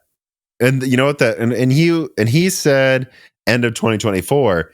So there's an argument here that the Snapdragon Elite X is a final push to try to get Windows laptop sales the last year they have some agreement with Microsoft. Yeah, although and that is why they're doing it. I would guess that, Qualcomm, though, I'm assuming is ahead of every other developer, but who knows? Maybe other people have been trying to develop this in the background so they can come out as soon as possible. Mm-hmm. Although it doesn't seem like there's that much of a drive in the market to have ARM CPUs on Windows. Like, I don't think many people really care about that. But if the Snapdragon X is a hit, then people will. Or Snapdragon Elite X. All right. Sharp shows off 12.8-inch display using new QDAL technology, claiming it's scalable and current LCD manufacturing facilities can easily be retooled to it. This was another one you added. Please tell me more. It's a new quantum dot technology that people have been wanting to see for forever. It potentially could unseat OLED, from my understanding, is for like best contrast, best color. And Sharp, I think, is basically trying to shop to the companies, hey, we have this technology, want to scale this up to full production, because they claim that they can scale it past this pretty easily. This was just a prototype. And they also apparently had, that they weren't showing off as publicly, they also had a 30-inch display, though, I think. The biggest thing for me is seeing that you can retool LCD. I think like LG's right. LG is ahead enough here in OLED that they just seem to be the OLED person. They have the best margins on it. They're the most ahead. They're dominating with it. And it just feels kind of like Samsung and a lot of other people are just forced to not be able to directly compete in performance because they don't have the production facilities at all. I think this could be a big game changer because this would actually allow far more people to compete in one of the newest technologies. Yeah, once again, that's all Sharp's claims. If it's true that it's easy to scale, if it's easy to retool LCD factories, that's huge. And I will say this, though. Anyone who writes in here and says, well, then I'm waiting for QDEL. I wouldn't. LG showed off OLED in like 2012 or something, or Sony. Like it took them like almost a decade for OLED to be actually a reasonable price, not have tons of burn-in issues, be in tons of products. So I think what you would see in this is, but give it 5 years probably. Yeah, I wouldn't wait because of this. You're not going to see anything for at least 5 years probably. Alrighty, now let us move on to the final reader mails. Bfish writes in and he says, do you think AMD mandating OCuLink with Strix and later APUs might be a good way to eat into the enthusiast space without having to have an enthusiast mobile GPU? Note that the GPD, an established portable manufacturer, they use the mini laptop form factor for their handheld APU devices, recently made an eGPU that has a built-in 7600M that connects over PCIe 4.0 x 4 OCuLink on their new mini laptops. An Asus solution, well, Asus is actually using OCuLink, but they use a proprietary connector for it so that they could steal a standard and make people buy their enclosures with Asus devices. I think this is an interesting argument here. If AMD were to, like, I don't think mandate's necessarily a good idea, but if AMD were to start going, hey, we want you to add OCuLink, which can probably be used for a bunch of other things, with our Strix laptops so that you can argue that anyone can plug in. And by the way, this is such an open standard. I think you've seen it, Dan. Like, it's just a x4 PCIe basically port. Yeah. You can buy a cable for pretty damn cheap and just get any power supply, and that's your enclosure. That'd be an interesting argument. I think it's an interesting idea. I mean, I think AMD working closely with OEMs and getting things they want put into their laptops is always a smart idea. But I do think OCuLink is always going to be one of the more niche things. And I think the DIY community, it's naturally interesting to the DIY community, but I don't think, at least anytime soon, you're going to have this thing where everybody has a laptop and then an eGPU enclosure that they plug their laptop into every night to make it to have like a 4090 or 7900 XTX or whatever. Yeah, I think the best argument just is that it's kind of an alternative to Thunderbolt. And yeah, but then people would just, because what you're basically saying, I really want to put this here instead of some other port on the laptop? And a lot of OEMs are going to say no. But we look at all I was thinking is we look at Radeon sales collapsing in laptop, and then we see that, people still want to buy AMD CPUs and laptops. I don't know. I think it'd be an interesting option if they could just advertise, hey, just buy Strix, and then they get it, and then they learn later, oh, I can add an enclosure, and then maybe they'd buy a Radeon GPU. I don't know. Because I think a lot of AMD strategies in laptop moving forward are going to be trying to work around the fact that they can't get people to buy AMD laptops with Radeon graphics cards. Compressed Earthbox writes in, he says, T-Bird, do you know how Sony studios view FSR? It seems like they have their own ways to upscale on console, and that'll be a focus for the PS5 Pro with its bespoke NPU, or alleged bespoke APU, I should say. On PC, we get games that support FSR from them. They definitely favor NVIDIA's tools and features. Is FSR not good enough for Sony studios? Is that why Sony is using a unique NPU for their own version of upscaling? Or is this an area where NVIDIA just happens to jump in and has the pull to get their features better supported? So this actually, to my memory, was a question meant for the Brian Heemskirk episode. And we just didn't, it was already like a 3-hour episode. It didn't really flow right to get to this there. But I did ask him and a couple devs on the side about this. And what I was told was a few things. The sense that I get talking to developers, specifically to FSR, is that they are happy it exists. They want to support it because it works on everything, including last-gen graphics cards.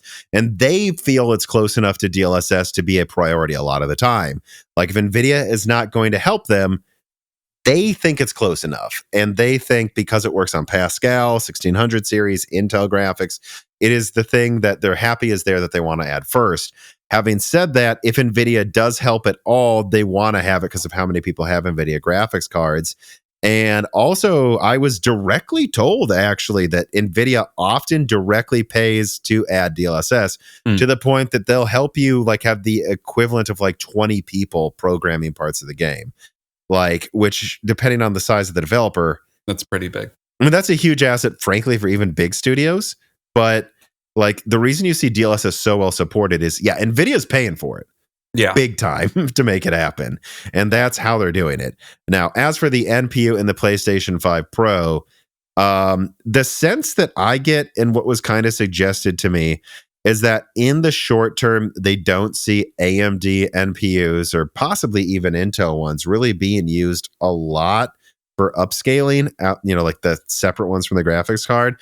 And so Sony figured, well, to get widespread support, we're going to have to figure it out for them anyways, short term. And if we're going to have to figure it out for them anyways, we might as well have a custom version of one of AMD's AI engines because we're going to do it anyways. So like, why would we just throw the Phoenix one in there? We can make it better for our purposes and we're going to program it anyway. So we might as well just make it special. I think. And that's the thing we can argue. I mean, market custom AI, you know. All right. NVIDIA CEO God King Jensen Huang writes in yet again and says, with the anti-NVIDIA shills, Digital Foundry looking at, I think that's sarcasm, looking at AAA gaming on the newest Pro iPhone and it being comparable to the PS4, right? So new iPhone comparable to PS4 graphics. How long before people start claiming that consoles are dead again? After all, matching prior gen consoles a few years after the current gen one's launch clearly is a killer move. Yeah, I mean, that's basically my answer. Is although I will say, I think people are kind of over claiming consoles are dead. Like they've realized that's definitely not true. And if anything, with like Moore's Law dying and you requiring the power consumption lever to be pulled more and more often, I think, I mean, what I looked it up. From what I saw, phones hit PS3 performance like just after the PS4 launched, and now we're in the PS5's 4th year and they're matching the PS4. I think that tells you that they're slowing down and catching up to console performance, actually. Yeah. I mean, this is always going to be a stupid perennial article that gets published where it's like, oh, phone's going to kill consoles finally or whatever. And the answer is no, because, well, you can always do more with silicon in a bigger thing than in a phone. So, yeah, I mean, I could see a future where some people, well, I shouldn't say I can see a future. It's already here where some people do just play on a phone primarily. But, and I could even see a future where they have more dedicated docks. But like, no, I think a lot of people or most people are probably always going to want to have dedicated hardware for that. Yeah. All right. Final reader mail. Techno writes in and says, putting this in here because I don't know if it makes sense in any other channel. I don't know what channel it was put in. I don't remember. But what does the Vitality powder taste like for Vite? You say it tastes good, but everyone does have different tastes. So maybe a bit more information on the flavor profile would be good. Which ones do you recommend the most? So by the Vitality, yeah, I assume you mean like the powder you add to a water. It like is supposed to have a bunch of like things for boosting your energy without adding sugar and stuff. And I'm actually was drinking it while we were recording this episode. Yeah, it does taste good. Like, I don't know. They're usually citrusly or strawberry, watermelon flavors. And I think it tastes really good. Gives me a boost of energy without... I mean, I used to drink coffee at night. I just can't do that anymore. That's probably not a good until choice. 5 a.m. So... Yeah, no, I try to do this now while recording the show, and I'm actually using it. I'm going to answer your question, Techno. I'll put it this way. I'm actually going to push them to let me talk about that more in upcoming Vite ads, because I think this is something that probably is being missed that is maybe their best product all of a sudden. So, yes, I actually like it. Tell you more about the taste. Look at the flavor names. It's going to be like a citrusy strawberry, or it's going to be how it's described. You know, but I do actually like it. And I was thinking of this before we started recording. When I had this question added, I was like, I didn't have to answer your question, Techno. So I'm not saying this because they're sponsoring us. This is my own volition for sure to just mention it at the end of the show because you asked, and this was going to be slightly on the shorter side. So I thought we'd get to it. So now that does not mean I want you all to go to the reader mail channels and automatically start asking sponsor by sponsor things necessarily, because frankly, actually, I just wouldn't have time to answer that. But I did hear, I actually do like it. All right, well, that's it for this episode, Dan. I don't know if you had any final thoughts or things to discuss from this week. No, I don't think so. I learned about a really stupid product that I almost just dropped on you called WeHead, but I'm just going to say go look it up yourself. It's really stupid looking. WeHead? Yep. All right. And everybody else look it up. It's very, very dumb. But, you know, before and after you do that, you should actually first go look up that you're subscribed to the Moore's Law is Dead YouTube channel and ring the bell button so you don't miss all this upcoming content. We've gained a lot of subscribers actually in the first 2 weeks. We're over 170,000 now. Keep subscribing, telling your friends about us, and then also do make sure that you subscribe to the Moore's Law is Dead Patreon. If you have even just $2 a month, you can ask us questions there. You get die shrink episodes. We just put one out analyzing the Insomniac hack that kind of flew under the radar because it happened during Christmas. At least it did for us, I think. Yeah. So there's a whole what I think like 45 or 1 hour, I think like 1 hour video out there with no ads. We're doing die shrinks all the time. There's hundreds of episodes. You have a huge catalog of stuff.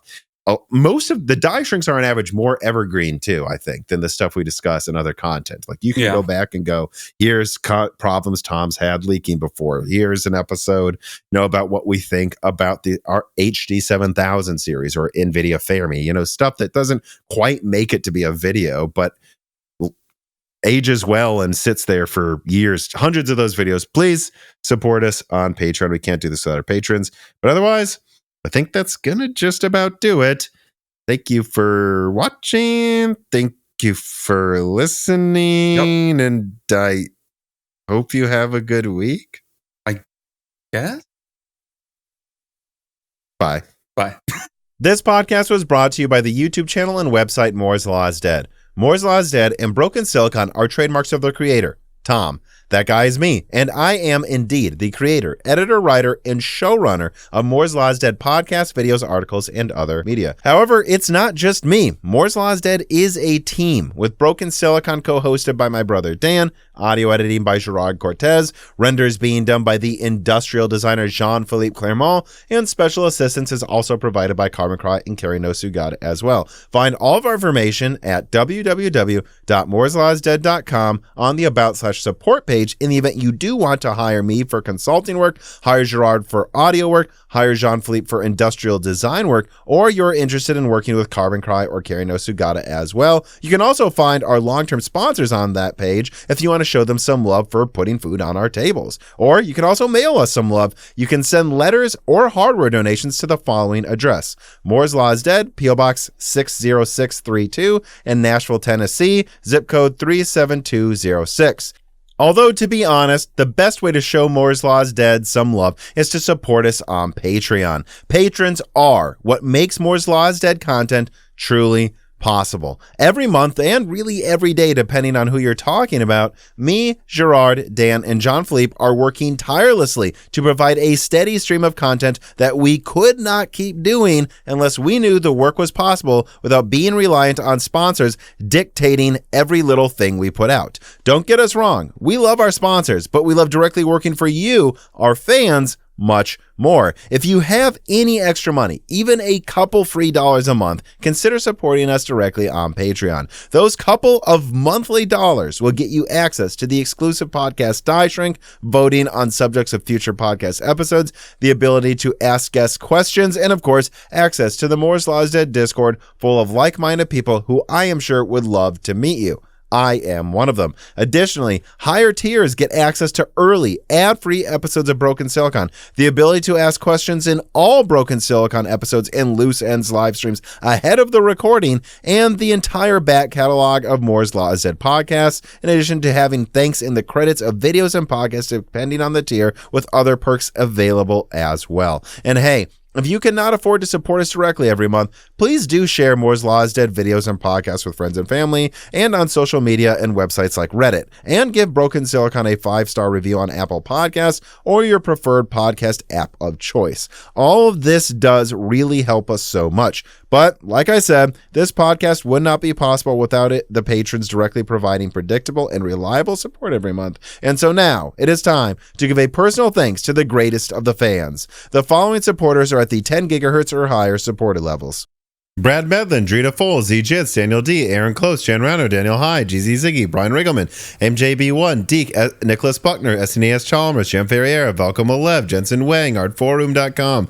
Gregory S. Acker, Andrew S. Sarcastro, Evan Dingle, Chris Rich, Compressed Earthflux, 3DS Boy 08, Albuma, Greg Wanchik, Shredberg, Dr. Foreman, Benjamin Cannon, Jonathan, Holden Mobley, Blake, Franco Frederick, Sammy Malas, Jake223, Jake Martin, Jordan Simkovic, Zicky, Julian Leak, The Boss Haas, Stefan Hart, Meat and Pork, Tim Robb, Ian Clifford, Travis Gooding, Stefan, Toka, Mad, Zutsu Taylor, Stephen Coates, Michael McGee, Greg, Patrick Crow, Emmanuel Chief, Chrysantine, Tommy, Mark Mitchell, Aisha, Mark Rainmaker, The Eternal Dreamers, James Anderson, Cole Addict, Johnson N, Neith Rezink, Cameron, Wesley Sager, Henry Zhang, Michelle Pell, D313337 Antics, Hexa Puma, Reginald Ari, Tika Autumn, Gaiman Zinsreagan, Jeff Settler, Loophole 35, JSMMH, Windstar, James I. Raider, Corey Leonard, Little Germany, Shay, Milton, Pulse Media, Jimmy Witters, Dave Schultz, Melodic Warrior, Mac Daffy, Stephen Dick, Chuck Glennon, Brett Jones, Austin Haggerty, Justin Bussell, i7-11700K, Joe Foot, Hardlands, Earth Taurus, Slushbot, Jansen Angima, Joseph Kelly, Samuel Park, Himsa Gung, Tails2299, me, Val Verga, John Sisyphos, Dale Russell, The Forbidden Juice, Per Leachman, Windwang, RB Racer, AC, Michael Cozy, Dr. J Mad, Alex Vega, Freedy, Brian Wright, John Swin, Angel of Cake, Jola Martina, Keekum, Elbergun, Solarized 80, Matthew Marlowe, Raisin Biscuit, Jeff Johnson, Penta Winta, Rowan, McKicky, Cornster 671, Sprutnik, Jeffrey, Gentleman, and of course, thank you to Sahara for the music.